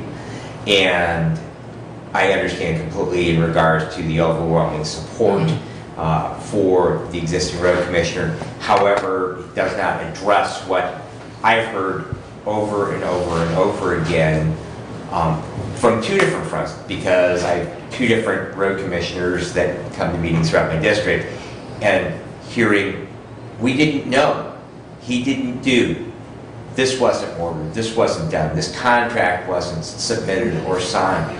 How can you be an administrative board and not know those things are not happening when you sit there a couple of times a month and are just totally. So I think that there are some underlying conditions that need to be corrected.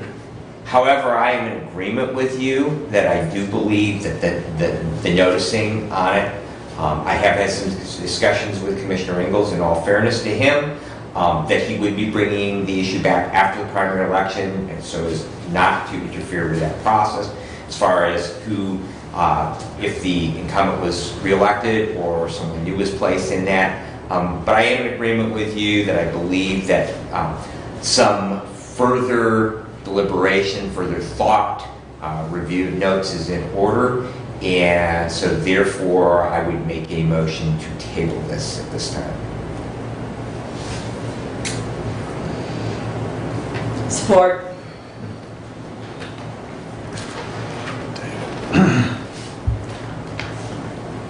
All in favor, signify by saying aye. Aye. Aye. Opposed? Aye. Passes 3-2. So the motion is tabled. Anything else, Deborah? No. Thank you. Kathy, I believe you're next. Pretty much all I have is that we're gonna start budget meetings today, and that process is going forward. I'll be finding, or excuse me, the meetings will start tomorrow. Brett, Derek, and I will be meeting to go over the preliminary budgets based on the requests the various department heads and elected officials have submitted. So that's kind of where we're at in the process.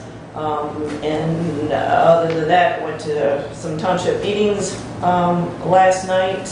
And I guess I made a report that the farmer's market was on the courthouse or surrounding the fountain, and that McCollum is closed, and I was told that McCollum is not closed. Could not close it because it hooks up to M99. So I stood corrected. I don't know what I assume the person who was speaking was knowledgeable. So I guess I'm just throwing that out there, that McCollum is not actually going to be closed during the farmer's market. Is that what you've heard? The farmer's market is trying to find its home. Okay. And when the parking lot is available, they prefer to be in the parking lot. Broad Street is M99, which requires another level of barricade, which on 2 weeks ago was not available because the city was using the barricade for other purposes, and that caused a little disruption. But in fact, the parking lot at the courthouse was available, and the farmer's market is more happy there because they have their space, and that's how they're set up, and they like that. It's level for some of the trailers that come in, and so on and so forth. And the public knows that that's where the farmer's market is. They like that too. They are in discussion with the city on other potential locations, knowing that our courthouse project is going to be an ongoing, that they don't know the answers to. So the fact is that because the parking lot was available, they were able to stay in the parking lot. That's still true for another week, 2 weeks, likely. So it's still a transient situation. Absolutely, it is. Okay. And Commissioner, if I may, I do believe City Council did approve a street closure plan that if they need to, they can close McCollum between Broad Street and Howell Street. Right, the issue for that was the barricades. Well, They just didn't have the barricades to do it that day. On that day. my understanding was it wasn't just barricades, but we had state permission, because 99 is a state road. But McCollum is not, so. I understand that, but again, I don't know with what expertise this person was speaking, but said that in order to close McCollum, because it touches the state road, they had to have state. And so therefore, the state approval, and therefore they didn't have it, and therefore McCollum would not be closed. That one is I what did not know about. Okay, so that's the only thing, like I said, that was new information to me, and Yeah, the barricades was the only issue. It needed a different level of barricades, and those were not available. That's why McCollum Street was not closed on that particular day. okay. So that's all I have unless anybody has questions. Questions? Okay. Brett, you're next. I was at Pittsburgh Township meeting last night. Got a quick tour of their almost completed addition to their township hall. They were actually able to use the restrooms last week during the election for election staff. The first time ever that they've had indoor plumbing as part of their township hall. On election day, they've always had to use porta johns and stuff in the past, so they're anxiously awaiting full construction, finishing all those final touch-up items and getting the sign-off from the architect and the county building department on that, but very nice addition there. Commissioner Wiley and I last week, Wednesday, met with board members and staff from the Hillsdale County Senior Services Center. They've asked that we work at a renegotiation of their contract after the passage of the senior services millage last week. That's something that we had talked about when we put that millage out to the public, that we would work on that. Their current contract does not expire until December of 2023. One of the concerns I have about the current contract, it says they'll get the revenue from both county millages. And in 2023, they will receive the revenue from both the county millages that are levied and collected this fall and early into the winter of next year, but just some language that does potentially need some cleanup and revision. They are asking for a contract extension through 2037, if memory, 36, 37. Yeah. It was trying to marry up with the millage. With the millage, yes. Yeah. So, our discussions are ongoing in that regards to that. And Brent, if I may, Terry is on for the September 13th meeting, at which time we'll get her update as well as discuss that more with the full board. The other thing that we've asked as part of that is to have a quarterly report from the senior center, much like we do from our ambulance agencies and from Lifeways. Right. So, their board meeting this month at the senior center, which will be after our next meeting, I anticipate looking at the proposed budget for the senior center for their next fiscal year. We'll be doing the same thing at Region 2 Area Agency on Aging when we meet here in August. MSU Extension has extended a verbal offer to a candidate for the 4-H Extension Educator position. Waiting to get that signed and then do a background check. And I don't have a name to share as far as who that candidate is for that position.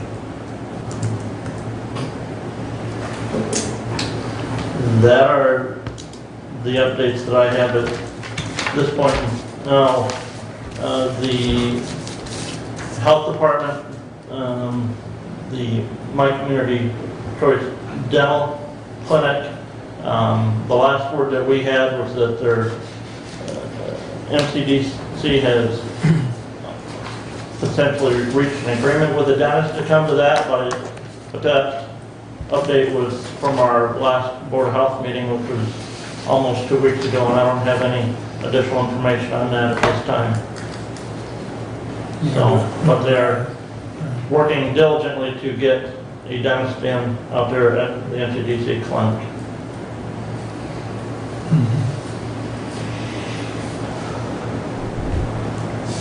Anything else? Questions for Brent?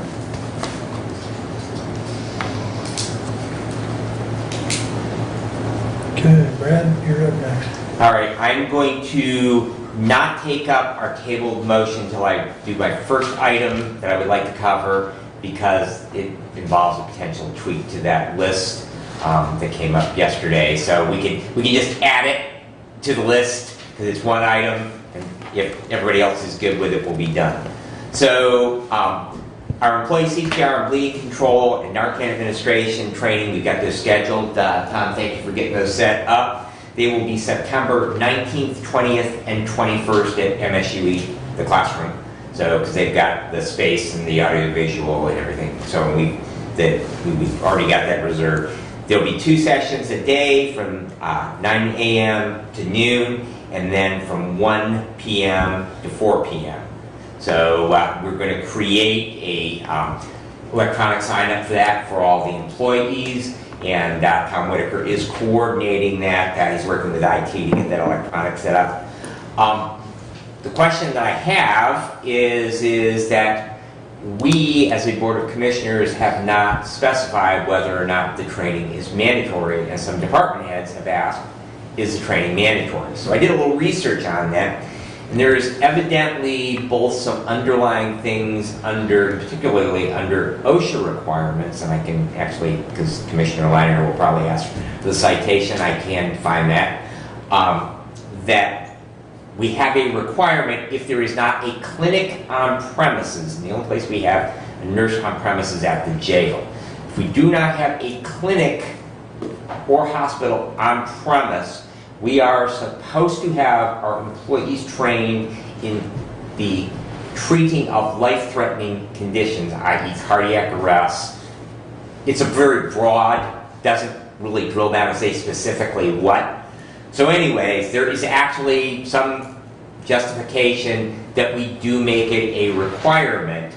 And so consequently, I want to ask this body, do we simply want to rely upon MIOSHA and OSHA like we do for many other things that we don't spell out in policies and procedures in the county, or do we want to add it as a component to our onboarding checklist that they schedule with the emergency management director, CPR, traumatic bleeding, and naloxone administration training? So going forward, anyone new that is onboarded, that they would be part of that process.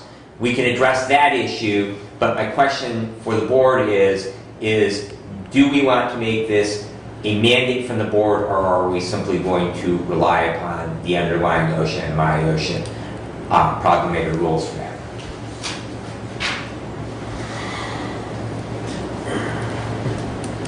Doug? My question would be, we have employees, we have currently over 100 or thereabouts. Almost 200 if you take 200, 188 right now.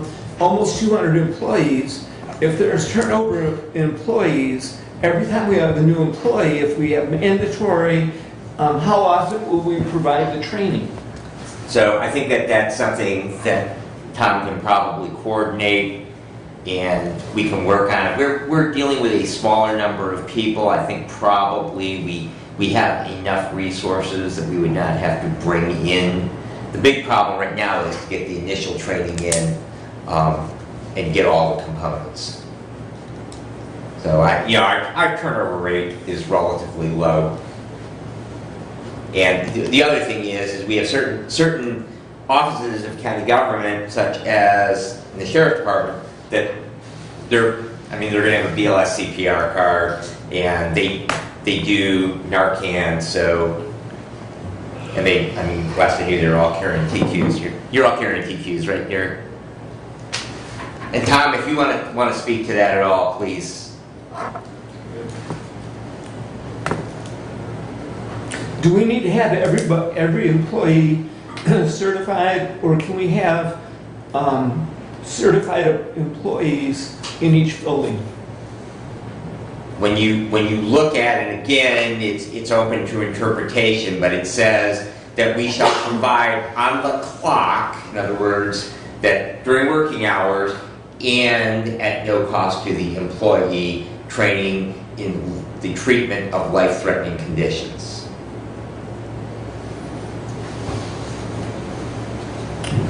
Well, my first is for mandatory, I would think department heads, yes, all employees option.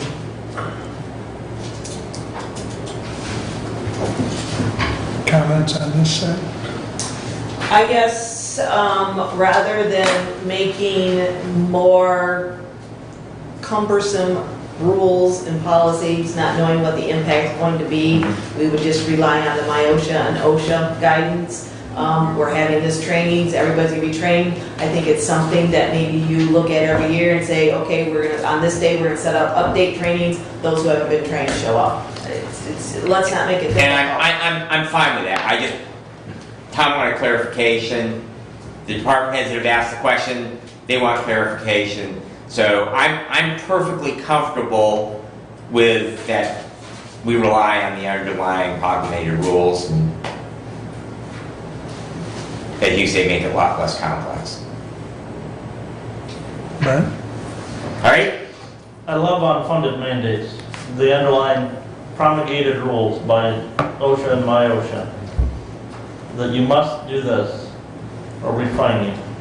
Yep. Now, all employees, you already have your training. How many of the rest of us do? September 19th, 20th, and 21st, right? Yep.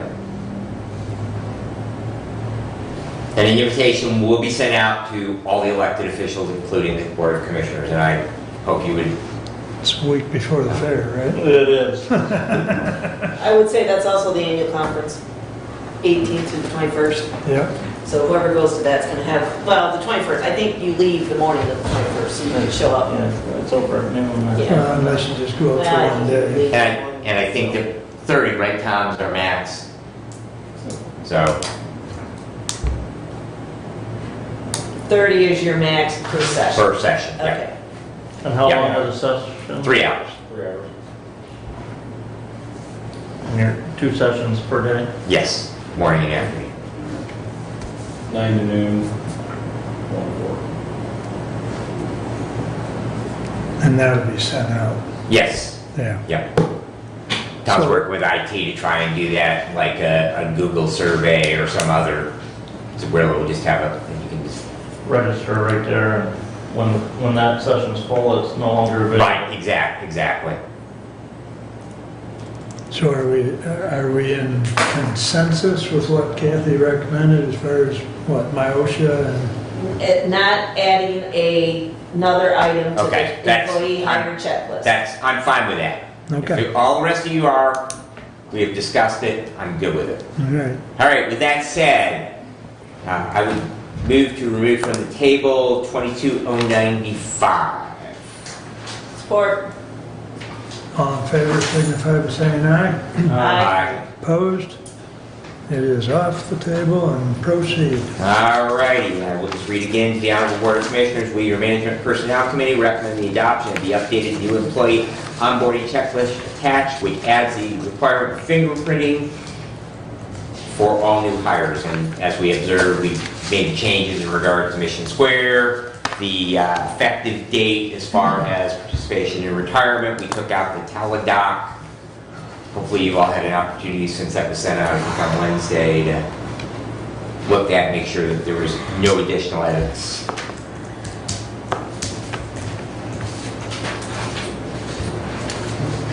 Any additional comments? I do believe all the items discussed were taken care of, Yes. so, okay. If there's nothing further, all in favor, signify by saying aye. Aye. Opposed, same sign. Thank you, Motion everyone. passes, thank you. So Judge Lisney sends her thanks, I'm sure, because I know we've been trying to get that fingerprinting issue added in there for the last couple of safety committee meetings. Okay. All right, moving on to the 800 megahertz radio. Failed by about 11% margin, about 1,000, a little bit more than 1,000 votes. Just digging into the details, they did pass in 2 of the 4 precincts of the city of Hillsdale and all of the other cities. So the more concentrated population supported that. At the township level, they did not. So where do we go from here? The problem is not going to go away. Again, we're 7 counties in the state that have not transitioned to 800. VHF is what we are using now. Yes, VHF communication does work. Unfortunately, it is not the standard or benchmark for public safety communication any longer. Just like we have changed a lot of things in the EMS world over the years, we just don't do that or use that anymore. The same thing applies here. There is sometimes a better way of doing it, and 800 has become, not just in Michigan, but across the entire nation for interoperability. It really is nice to be able to travel as an agency out of your area and be able to talk back. So to be able to communicate with your dispatch no matter where that you travel to. So, a couple of options. We could look at placing that back on the ballot again. One of the concerns that I've had, we had some discussion about, was the ballot language. You may recall the ballot language. We actually referred it to our council. Our council said, bond counsel has to come up with it. When they are comfortable with language, then we will look at what they said. So it was actually reviewed on 2 different legal fronts, and the language that was presented was what both bond counsel and general counsel wanted to have in that language. Definitely legalese, not necessarily the easiest to understand. There may have been some confusion in that, and generally when people don't understand a proposal, they will vote no on it. So that may have led to it. There were only 2 proposals that I am aware of, either for the renewal of an assessment or a new assessment that failed to pass. One was an operating millage in Pittsburgh School District, and the other was the 800 megahertz. I know Reading Township did pass a new roads and bridges. That was a new levy. There were several schools that had villages that had different levies on, and those all passed through those real thing too. So we could change the language. Unfortunately, we are up against a time constraint. I did check with the clerk yesterday. August the 16th is the deadline for having that language to the county clerk. And so whatever we are going to do, we have to do it today, and that does not facilitate coming up with changing language, submitting it, and making sure that both bond counsel and general counsel are content with that. So we can fly on our own and come up with language, but we have in the past accepted language without review, and we found that sometimes it doesn't work out the best. So my personal counsel would be that we don't want to make any changes to that language without legal review. We could wait until next year. The clerk did express some concerns that there will be a number of state level proposals on the November ballot. That will be somewhat cluttered, and her concern was that the proposal might get lost in the November ballot. And so her suggestion was to wait either until the May or next year. I am not particularly fond of using the May election. In many cases, May elections are very, very low turnout, and that it can be influenced in one direction or another by a very small number of people. We don't have a regular primary in August, so unless there are other issues, we would be paying for it if we run an election on this issue sometime next year. So I'm not particularly excited about the idea of running it in an off-election year. So the other possibility is we can simply say that it was voted down. The voters have spoken. We can work on a county level. We are not responsible for the fire departments that are out there, the 14 fire departments. Some of them already have 800 capability. Some of them are better funded than others, and they can move in that direction. At the same time, we, being Central Dispatch, they can concentrate on building the resources to build some new towers. They're still going to have to build 3 new towers. They're still going to have to hang radio equipment on them, and work over the next several years in trying to upgrade that infrastructure. We know we're going to have to replace antennas regardless, because the Camden Tower and the Osseo Tower are old radio telephone towers that we actually inherited from Frontier Communications, and those towers are going to have to be replaced at some point. They are legacy towers, and at some point they will need to be replaced. So we can do something at the county level with equipment. The Sheriff's Department, they have already, through an earmark in the state budget and the federal budget, they have already purchased radios, and so the sheriff has moved in that direction. But again, if we put everybody out at once, we don't have enough channels. Just simply not enough underlying infrastructure to support all the departments moving. So we do have to move in the direction of building out that infrastructure. But we can concentrate on that for the county. Like I say, the sheriff is already, basically, he has radio equipment, and we can leave it up to the townships, villages, and cities that have fire departments and police departments, and the EMS agencies. We have one private nonprofit EMS agency. Some of those agencies, including that private nonprofit Reading, they have actually gone out now because the proposal failed, and they have purchased used 800 megahertz radios, at least so they have some capability, they'll get those programmed. But again, everybody tries to talk at once, we have a mass casualty event, then the problem becomes we'll just simply overwhelm the system. So I will leave it up to my fellow commissioners of where we would like to go with that. A few questions for you, and maybe we may need Mr. Whitaker to come up and address as well. Our current system, how old is it? Tom? The oldest tower was built in 1971, I believe. And that is a Camden tower. Tom, I know you love that podium, but come on up, please. Put you on the spot. It's fine. Sorry, I'm a little tired today. That's okay, thank you. I believe the oldest tower is the Camden Tower. It was built in, I believe, 1971.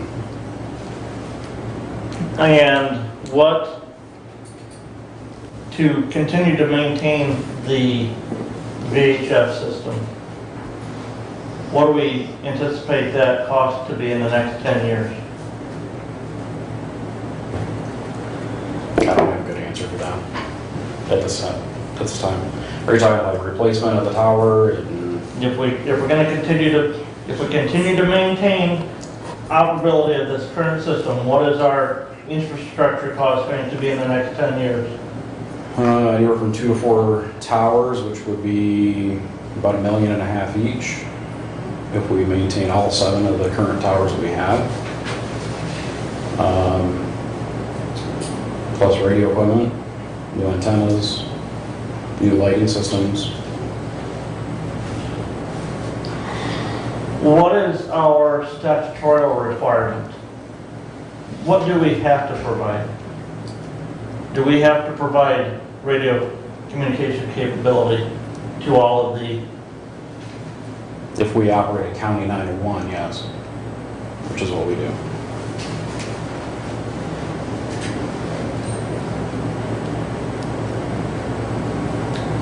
So you've got 7 towers currently, and how many of those need to be replaced? A minimum of 2.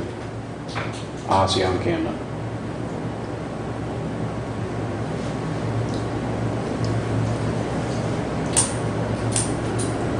And we own both those sites, correct? Yes. So we would not have any land acquisition, whereas Bundy Hill would be a good example. We don't own the land underneath it, and the concern there is that the current landowner potentially could sell that property, and then we would... Correct. So Bundy Hill, Litchfield, obviously Waldron.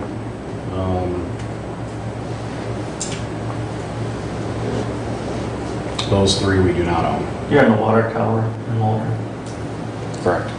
And Litchfield is city-owned property, the problem. Correct. Now, do we own the tower, or does the city own the tower? My understanding is we own the tower.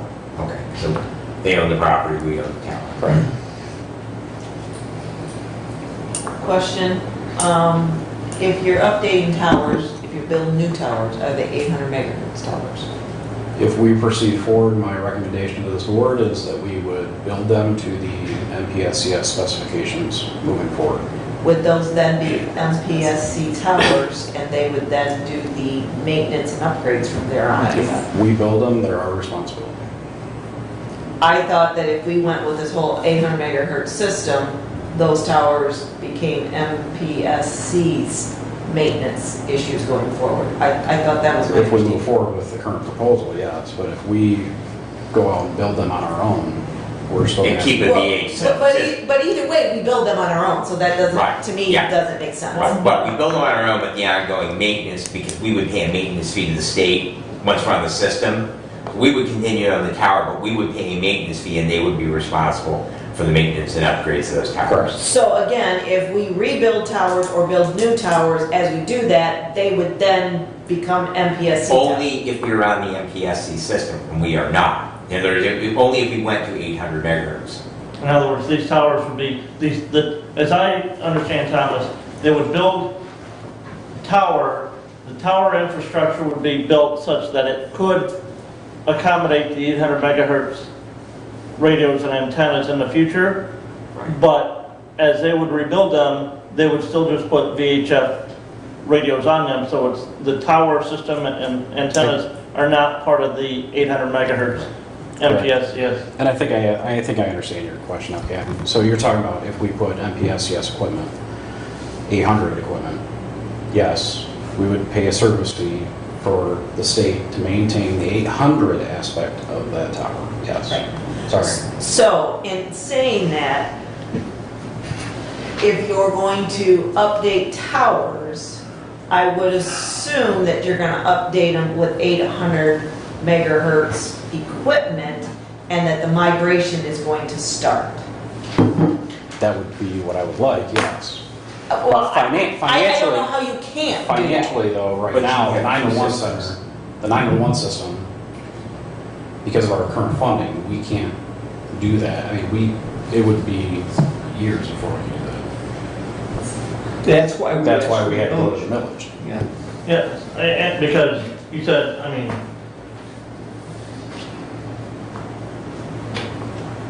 and we're currently at $2.60 Correct. per landline. And we could go up to 3. But what does every 10 cent in landline charge, or what does every 10 cents increase in line charge get us in additional revenue?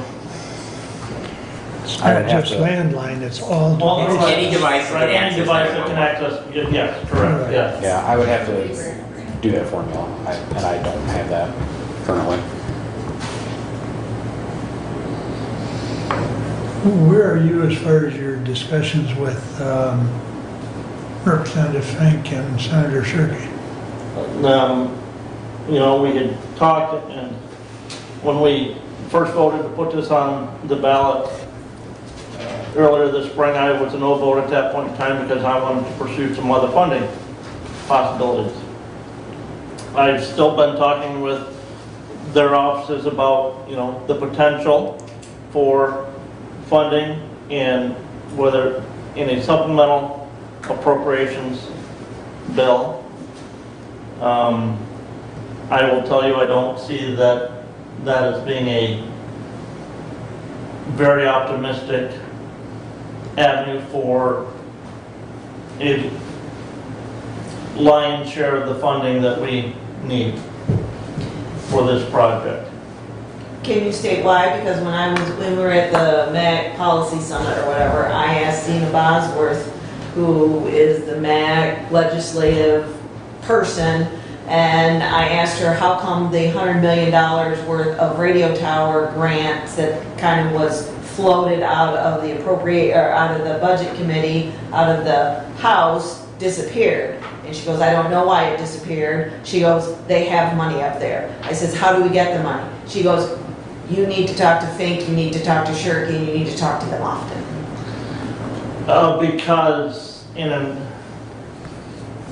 of who sits in the governor's office is my view as to why I don't think we have much of a chance in seeing those funds come our direction. Because any appropriation that the legislature may make has to be signed on to by the governor. I understand that, but this is specifically for public safety, and that's what all this ARPA money was supposed to be about. So, again, I don't know if we send a letter from this board once a week. I don't know if we make phone calls to these people once a week, everyone on this board, to get it, to push it forward. Because again, it's about public safety.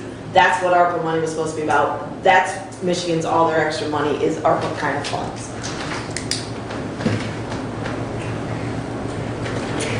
And again, not that I'm still not continuing to work that, but that could be a supplemental appropriation. That could be in the 23-24 state budget. She seemed to think that supplementals are going to happen, and that there's money to be spent. Excuse me. There's money to be allocated, and she could. Her impression was is that it would be could be in this budget, but you got to do a lot of talking. Is kind of what my impression was. So I don't know if you want to send out some form letters for us to sign and keep on sending up once a week, email them, Twice a Well, week? we may need to do more than just letters and emails. It may, now, the legislature has a session scheduled for one day here in August. I do believe that's on I think the 18th or the 25th, and then they don't go back to session until after Labor Day. And I've had this conversation with Representative Fink as well, so kind of a good segue was that he has a number of constituents down in the Reading Long Lake area that have expressed concerns about communications down in that particular part of the world, and so we had a long conversation. And the kind of money we need to build the towers was that about 6 million? 9.5 right Well, now. No, that was for all the equipment and Well, everything. So I mean, yeah, so I mean, now all of but- a sudden, we don't have to buy, well, we don't have to buy the extended equipment. We just bought consoles at 911. Are those 800, I thought those were 800 megahertz compliant consoles. We have mobile radios in the back that attaches to. I don't know what that means. Say that again? We have mobile radios in the back Okay. that those consoles attach to. And what does The, that mean then? That It does not directly connect to the Okay. state system. Okay, so we just bought new consoles that are 800 megahertz compliant. Was that exactly? Well, when you say council, then that was a year and a half ago we bought the councils. A year and a half, 2 years ago, I believe, before my time. So And So what we do, prior to the discussion and moving forward, so, and that was actually part of our committee discussion about, do we replace the council, do we use the patch that we have right now? And we just had a discussion at Ransom last night about Branch County system, because there was a gentleman there who works for the Coldwater BPU, and, you know, he's been there previously, and was asking the question, you know, did you have a quote for another vendor, and, you know, why did you choose Motorola? And at the end of the day is, yes, the Branch County system can talk to the MPSC system, but it has to have another layer. Whenever you have another layer, you have another possibility for failure.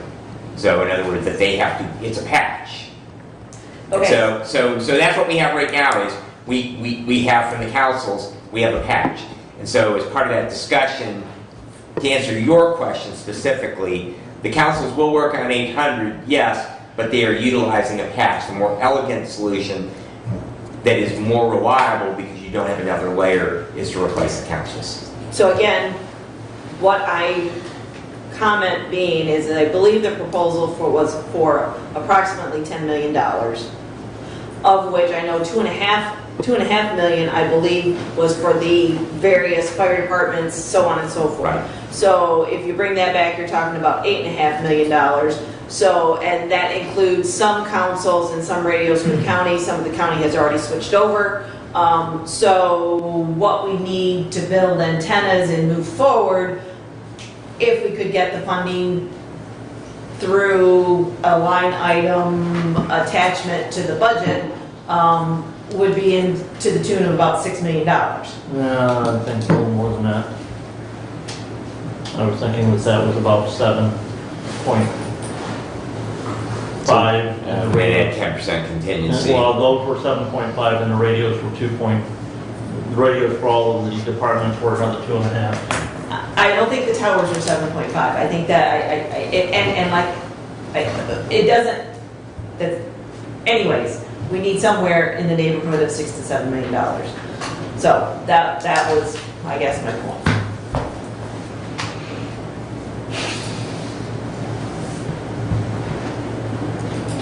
well, I do know Berrien County is through the budget process, they're tagged for 5 million, but, you know, whether or not we could get even 5 through supplemental budget process, Well, you know. I will tell you on their 5 million, Yep. there was a supplemental budget passed out of at least one or both of the houses earlier this year that was never enacted. And their 5 million was included in that prior supplemental as well. So it was finally included in the budget, in the Right. 22-23 budget that became public act. Well, I guess we're back to where, where do we go from here, basically? Right, and that is my question to my fellow commissioners. So I would have to concur with Brad as far as not putting it on in November. At this point in time, there are some issues already going to be on the May ballot, so but to Brad's point, the attendance on May elections is relatively low. What do It you was think? excellent. What? It was 25%, that's No, excellent. for May is low. The what? Oh, yeah, for May, I'm sorry, May's yeah, is yeah, low. yeah. You know, for Voter this turnout. primary was, Yeah, voter turnout for primary was primary was good. The May election What do is you, very low. low generally. issues are you thinking, or is the clerk thinking is needing to be on the May ballot? She was not clear on that, but evidently there's a number of state issues, probably, but voter issues. But those will be on the November ballot. November Right, ballot. yeah. May- And that was her There will be concern. nothing. No, necessarily the May ballot right now, I think she mentioned a couple of school issues and possibly a couple, at least one city issue. But here again, that would be a cost that would, a good share of it will be borne by the county Correct, by deferring until May. correct. Whereas the state pays the cost when we, every 2-year election, the state pays the cost, the overwhelming cost. There's still a cost to the county and the local units. But, back to letters, I don't think letters are gonna do it. I think it's gonna have to take personal visits to the Capitol, into the state legislative office building. And I don't think we just reach out to Representative Fink and Senator Shirkley. I think we also reach out to Representative Bolino, who was just one, will be advancing to the November ballot for the Senate district for the eastern 3/4 of the county.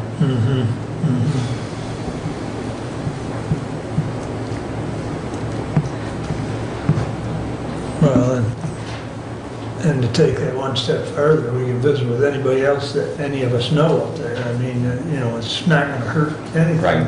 But I think we've got to pursue the supplemental funding and then look at possibly doing May, or I don't think we can wait until the next, 2 years down the road.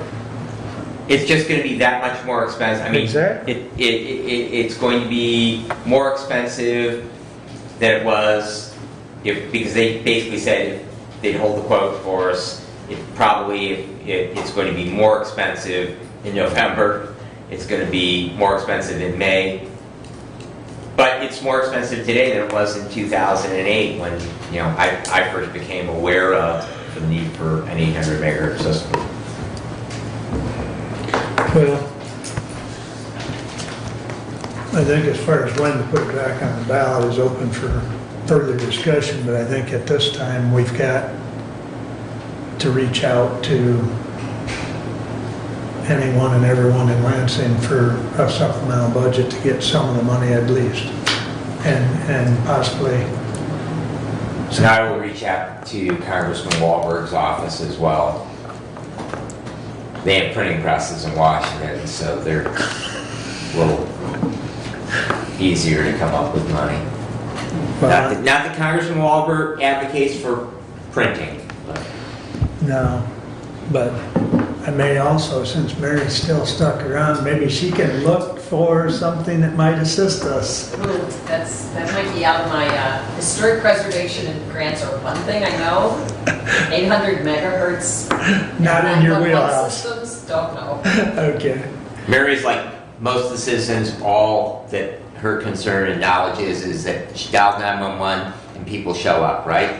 Yeah, I actually do have a question as a citizen that voted for this, but I did have a question. It seems like a pretty hefty millage increase, and I'm wondering kind of why, although you kind of just referred to it, like Why are we one of the 7 that didn't go forward? Like, wouldn't it, like, tell me a little bit about the history, or I don't know, like, why is it that we're now facing this? It didn't happen when everybody else did it, so. Because it's been county by county. Every county in the state of Michigan has pretty much done millage for this system. And So- Brad, it sounds like, I'm sorry, Commissioner Benz, it sounds like you knew about this in 2008, did you still just And the not- discussion, I sat in J.J. Hodshire's office when he was under sheriff, was an incoming commissioner, and he said, the state wants us to go to this 800 megahertz system and we'll never be able to afford it. That was the gist of the conversation. And that has always been. 10 years ago, we did a countywide, and I speak as a firefighter, all right? So 10 years ago, we did an Aid to Firefighters grant, which is a federal grant every year. There's a 10% match. And we had a discussion, actually, about 800 megahertz radios for fire at that time, and they cost a whole lot more. A VHF radio is probably $600. An 800 megahertz radio is $4,000. So they cost a lot more. So I always think in terms of my little township, okay? So I was supervisor for 4 years and I know the budget. Our entire township budget is $205,000, okay? Our fire department budget is $58,000. To sit in front of this fire chief, and I'm not even an officer, but for our fire chief to sit in front of our township board and say, I need you to come up with 10%, we're gonna get you VHF radios for all our trucks, and I need a 10% match, and the total cost for our department for those is going to be $14,000, so you need to come up with $1,400. They might groan a little bit about that, but then if you tell them the total cost for radios is $250,000, and you got to come up with $25,000, and your entire fire budget for the year is double that number, they're going to go, and that basically was the conversation within the fire service, because we collectively, all 14 fire departments, applied for that 8, and we went with VHF radios rather than 800. And you can buy a combination. That's what the sheriff department got. They worked with both VHF, you could switch, or 8, and they cost a bit more to buy those. So, but we could have purchased those, but because of the match cost, and as a grant writer, you fully understand, that was therein the rub. That total grant, I think, was countywide. I know it was long, probably but I think it was $1 million for all the departments in the county. So collectively, the departments had to come up with $100,000, and that was doable. But to come up with, And each department got 1 radio, 2 radios? Well, we got all new. We got radios for trucks. We got new handhelds, and we got new fire pagers. All right, at that time, and not every department, most departments elected as part of that to buy an 800 megahertz radio for their truck. So, and a lot of those radios, very honestly, they've never ever been used. I don't even know if they'll charge them. I can tell you, we had an officer in my fire department that he would often be in command of a scene, and he liked that because then it freed up fire frequency and ground frequency. So he would use that to communicate with central dispatch. So, and some departments are really good about that. Tom, you probably know those departments that are really good about using 800. So, I believe every department got 1 portable radio out of that grant, 800 portable, which obviously is not enough to sustain a fire ground operation or anything like that, but it does give another avenue for the incident commander to talk back to dispatch. But those radios are now 10 years old. right, Correct. yeah. And it's 1. So you need a radio on every truck. And you don't necessarily need a radio for every person on your department, because not everybody's going to show up. But you probably need to have 70% or 75% versus the number you carry on your roster. So like in the case of my department, we have 20 positions authorized. So you need 15 handheld radios.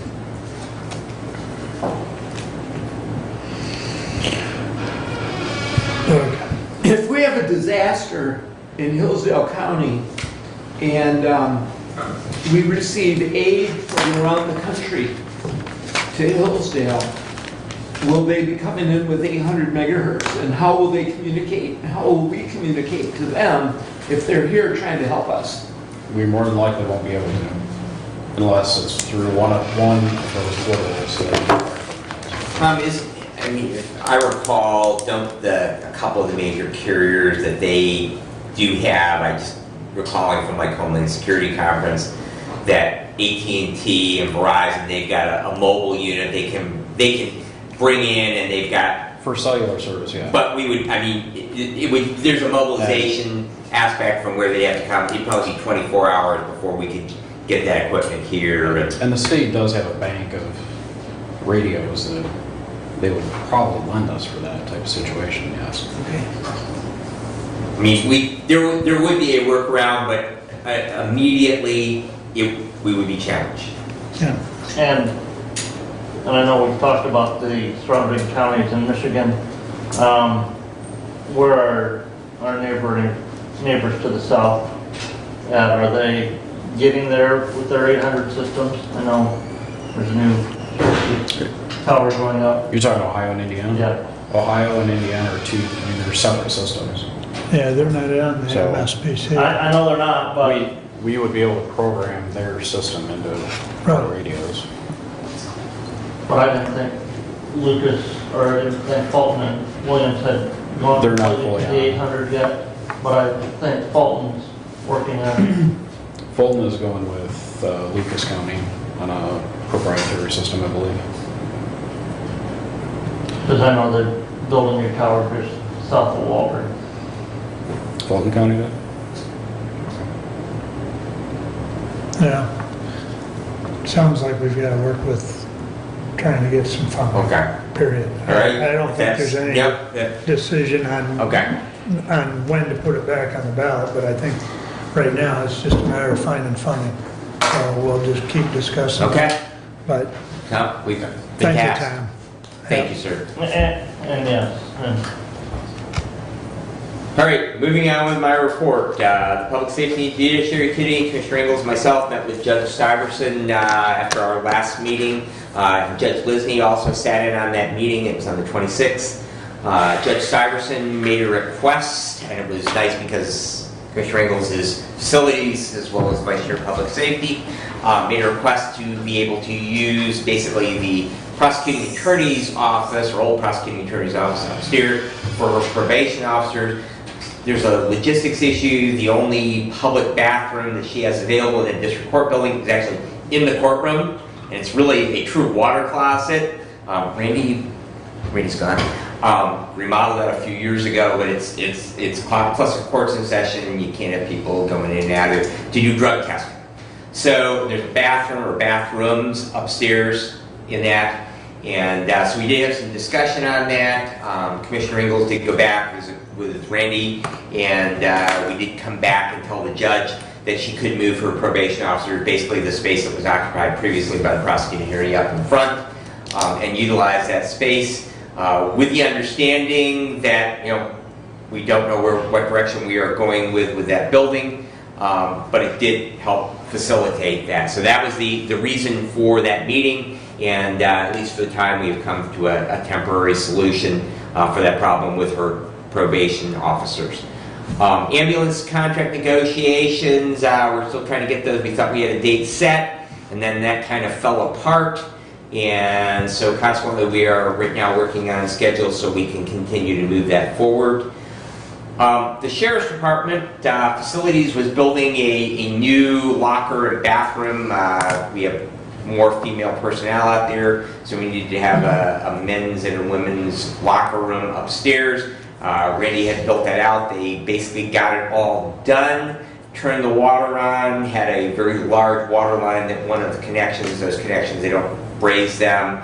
They're actually clamped together. You have a big clamp device. Evidently missed clamping one of those, and they flooded that entire quadrant up there in the jail. Got the water shut off. In the undersheriff's office in particular, had a significant amount. Had to have CertaPro come in with all of their water mitigation stuff. Commissioner Leininger, you're probably well familiar with having claims in that regard. Anyways, the sheriff told me yesterday he got the bill for that. It was $2,900. And that did not include, evidently, there was some water and carpet cleaning necessary down in the lowest level, because water obviously goes down, and there's a stairway right there, so, but bill was $2,900. Did want to make you aware of that. That was not his budget, really not his fault, so he is going to turn that invoice over to facilities, since they were the source, and we will see how that shakes out, but ultimately it cost us about $2,900 and a bit of disruption out there at the Sheriff's Department. Moving on, I have Prevention Works later on this week. River Raisin Watershed Council meeting is next week. 911 Board meeting is also next week. And I believe we have Community Action Agency kind of starting up again this month, don't we? We do. So we'll have a committee and board meeting later on in the month. And that concludes my report. Thank you for your patience. I know it was lengthy. Any questions? Questions?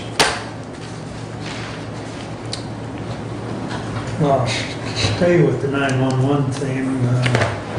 Brad and I and Tom will be engaged in negotiations tomorrow afternoon or late afternoon.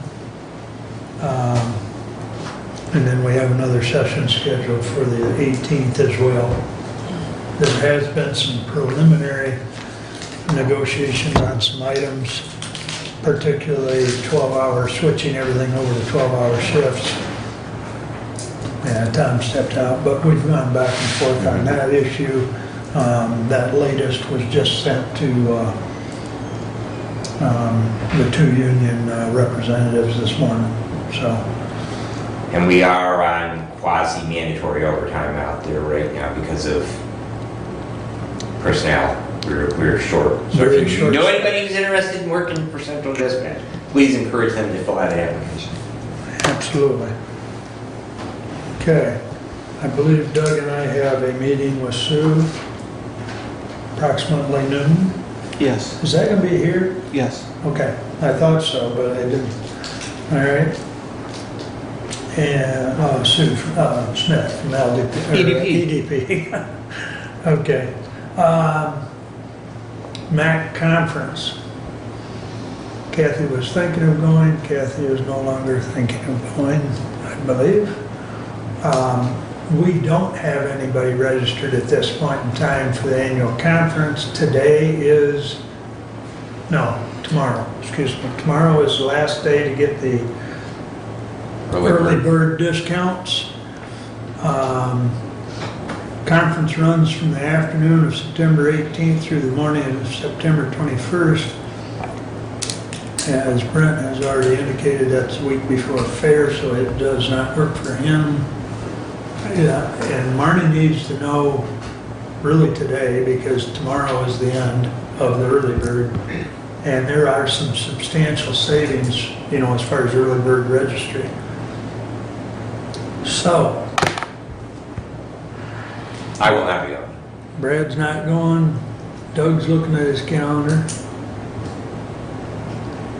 I don't know from one year to the next one we're chopping corn, so that's problematic there. It is in Port Huron, I believe. Oh. Yeah. Mark, did you say Marnie had not registered me? Okay, She had not, so we're not out anything as of yet. perfect. She had you on the list, but she was waiting until the deadline. Do it once. Yep, yep. Doug? You're shaking your head. Now, for what it's worth, you've got the full conference, you've got a single day. So if someone wanted to go for a single day, you just have to look at the agenda and pick out the single day. And there is registry for that. However, we pay pretty heavy just for one day. So, And it's truck up there, so Oh, to it go is. for one day. yeah. Port If Huron. I'm able to go, I will call Marnie today. Okay, you're gonna do some double checking? Yep. Okay. All right. That's all I've got, unless there's a question. Oh, I take that back. Did everyone get one of these? Yes. Thank you, Oakland, yes. Okay. I thought that was nice that Jenny took time to send a thank you note for us for helping with the tire drive. And actually, I learned something because on the front there, it says conserving Hillsdale County since 1944. I didn't know they'd been around that long, but, you know. So, but that was nice of her to send cards out. So, brings us back to public comment.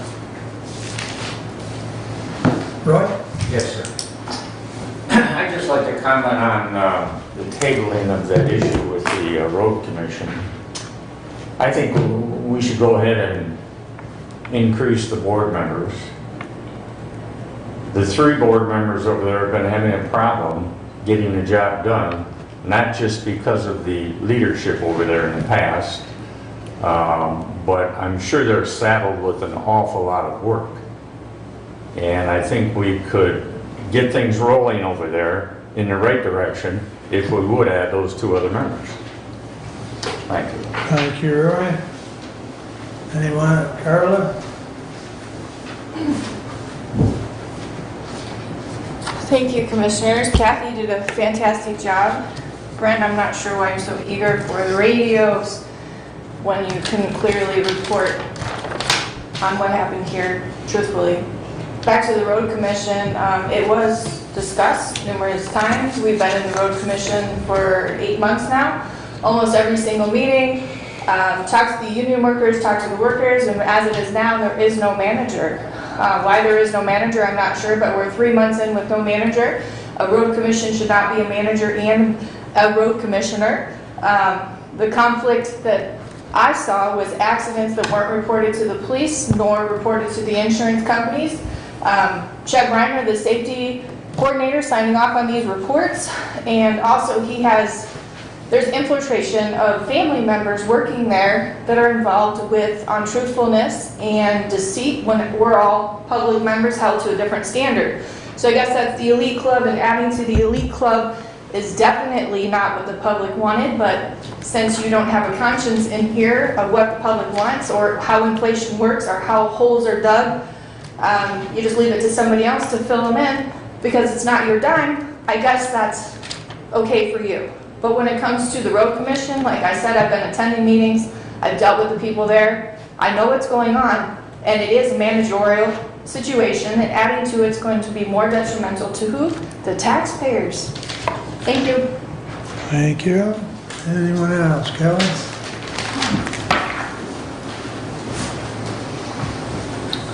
All right, real quick, just want to ask, so after attending Branch County Board of Health meeting, the AAA representative for Branch County at the state level has come down and presented how the money is infiltrated throughout the community. I'd like to see a little more with AAA because I think we have local appropriations that go to them. We don't talk a lot about how that money's spent within our community, and we did just pass a senior millage, so I kind of wanted to see how the 2 work together. Quite a few months ago, some youth home representatives came in, talked about getting dual pay to save money, and then just recently we saw a pretty serious charge come out of the youth home with a young lady and some youth. My concern is lack of supervision. As we double up these jobs, are we losing eyes upon these people? Just a question. And then there's some there's some lawsuits that have been filed in our county. I think it's the commission's job to acknowledge them. I want to talk a little bit about millages. I see a lot of sustainability on the millages. I personally am curious. I thought millages were just maybe like a one-time bunch of money. To me, it seems like sustainability. If we keep continuing to sustain the same people, how do others get to come forward, for the same assistance? Drain Commission, I've wanted to see a Drain Commission meetings. I've been told they don't have meetings. I see we took $50,000 possibly out of the general fund today. I would like to know more on the Drain Commission. I would like to know more also when the space study is going to come back for the annex building. I know you talked about it at the last meeting, but nobody really thought how long that would take. I was just curious on that. Underfunded mandates, I love that Brent said that.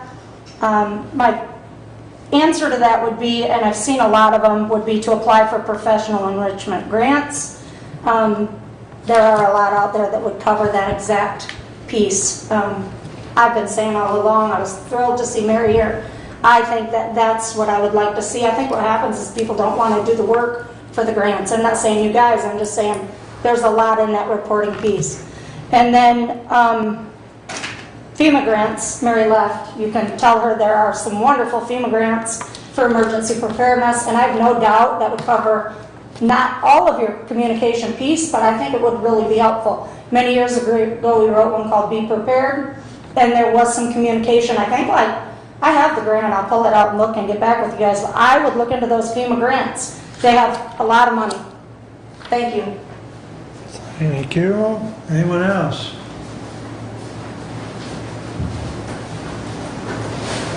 Good afternoon, or good morning still. Don Hernandez, City of Hillsdale. First of all, I'd like to thank you for the time that we spent together. It was very, very interesting, and I learned a lot. And I'm told that I had to take the signs back down and put them back up, and as soon as I can on September 1st, yours will be the first to go back up. I appreciate the time that we spent together. Again, we just had an election. It somewhat was a very decisive election, but at the same time, I guess I'm 5 for 5 now, so that's a great thing. We talk about going off to the state and asking them for some money. Obviously, there's a lot of people that have definite views towards our governor and what she represents. If I was a governor and I came down to Hillsdale and saw this animosity, whether or not it's good or bad, I don't know, we can just discuss that forever. I would be very slow of giving Hillsdale County any money at all. That's just, just from the signs I see outside. Rhetoric does play a role in politics. We all know that. And it's something that we should maybe think about the next time we go ask for somebody for something. Maybe we could do it in a different way. We can definitely have our opinions and definitely vote. That's why we do vote. But I think the rhetoric can be calmed down. Either way, it works or it doesn't work. That's just my own personal opinion. I came here originally to discuss, again, the safety of all of us, but I think, see now that we have been heard and the landscape of the building itself has somewhat changed, and outside the fact that it rained this week, and it feels good to be able to come in here. And thank you for that. Thank you for that. The last thing I'd like to say is, I went to Montgomery 1 week ago, and I saw a sea of yellow in front of everybody's yard. And at that time, I knew things were going to be okay. Thank you. Thank you. Anyone else? Additional business, Doug? Yes, a couple things. I just received a message from Eric Long from Pago USA. He is happy to attend our August 23rd meeting. He will be here. Deputy Clerk Dane prepared for me some election statistics for our county from the night of August 2nd. There are 37,057 registered voters in Hillsdale County, of which 9,894 participated for a turnout, voter turnout of 26.7%. Voter turnout in the 2020 primary was 36.09%, and for the 2018 primary, it was 23.77, so we were in between both of those numbers. After the polls closed on August 2nd, the Hillsdale County Clerk's Office had all precincts reporting and balancing with paper totals by approximately 1 a.m. There was one precinct that could not report totals on their USB device due to a technical issue, which was resolved on Thursday at the Board of Canvasser meeting, where the canvassers broke the seal on the ballot storage container and had 2 inspectors from opposing political parties of the precinct retabulate each ballot so that the USB device could be compared with the paper totals that were delivered on election night. Everything balanced, and the Board of Canvassers had certified the August 2nd, 2022 primary in Hillsdale County by 1:58 p.m. on Thursday, August 4th. I bring this to you as an election update summary. And then just the last little note that I have is that the Republican Party call to convention is 7 p.m. on Thursday, August 11, at Sozo Church for elected precinct delegates. So, thank you. Thank you. Brad? I'm just going to circle back to the continued need for public safety personnel across the board. My fire chief actually spoke at Ransom Township last night, and just as a general piece, every fire department out there, every EMS agency, they are in need of personnel. Obviously, police that you have a different academy track there, but they are also in need. I think probably if you are a certified law enforcement officer, you can go to work just about anywhere you want to, right, Derek? So I know I heard some stories from your new additions to the Sheriff's Department at the Academy of Police Departments that were there making just incredible offers to them as potential Academy grads before they even were certified. So the demand is very much needed. Same thing with Central Dispatch. We're dispatchers out there. We need personnel. If you know of anyone that is interested in the EMS side of the house, Emergent Health Partners is offering a paid EMT academy. We'll start this fall. You will have all of your costs covered. You will also receive a paycheck while you are in that academy, similar to what we did with our new recruits for our Sheriff's Department. And you will while you pass National Registry, you will have a guaranteed job. There is an employment requirement of 2 years of full-time employment to pay that cost back. Obviously, you would have to pay some of those costs. If you know of anyone, young or old, that might be interested in getting into EMS, get with me and I will get you a link so that they can fill out an application. It's a great opportunity for, like I say, pretty much anybody who might be interested. And since public safety, police, fire, EMS combined, usually if you have one of those certs, departments like Blackman Public Safety, they see that you will get through the other academies as needed if you have one. So it could be a gateway to other areas as well if you have one of those certifications. So, thank you. Thank you. Brent? Kennedy? I guess I would address the space needs study. My understanding is it should be available November, December, if everything works as it's supposed to. That's my understanding. As well, the interviews have taken place, as I understand it. So again, we should have information back late November or early December is the plan. And I would like to make a note that the Drain Commission borrowed $50,000 from the general fund for the Lake Revolving Drain Fund, which they pay back when they assess. Thank you. That's all I have. Okay. The Veterans Office will be closed tomorrow through the end of the week, so 10, 11, and 12.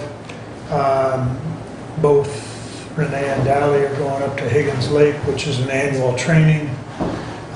which they both have found very beneficial over the years. So if there are questions of veterans, they should stop in and see Erin in Drains, and she can at least take down their information so that they can get back to them when they return. It was mentioned about the youth home. That is an unfortunate situation that is going through the process, and to help in the future, Tim Dixon is working with David to make sure that there are no blind spots, that there are cameras throughout the building, so that that can be watched a little more closely. So, and with that, we're done. Adjournment. Thank you one and all for coming. We appreciate you being here. I feel safe. Have you had any communication from Tim?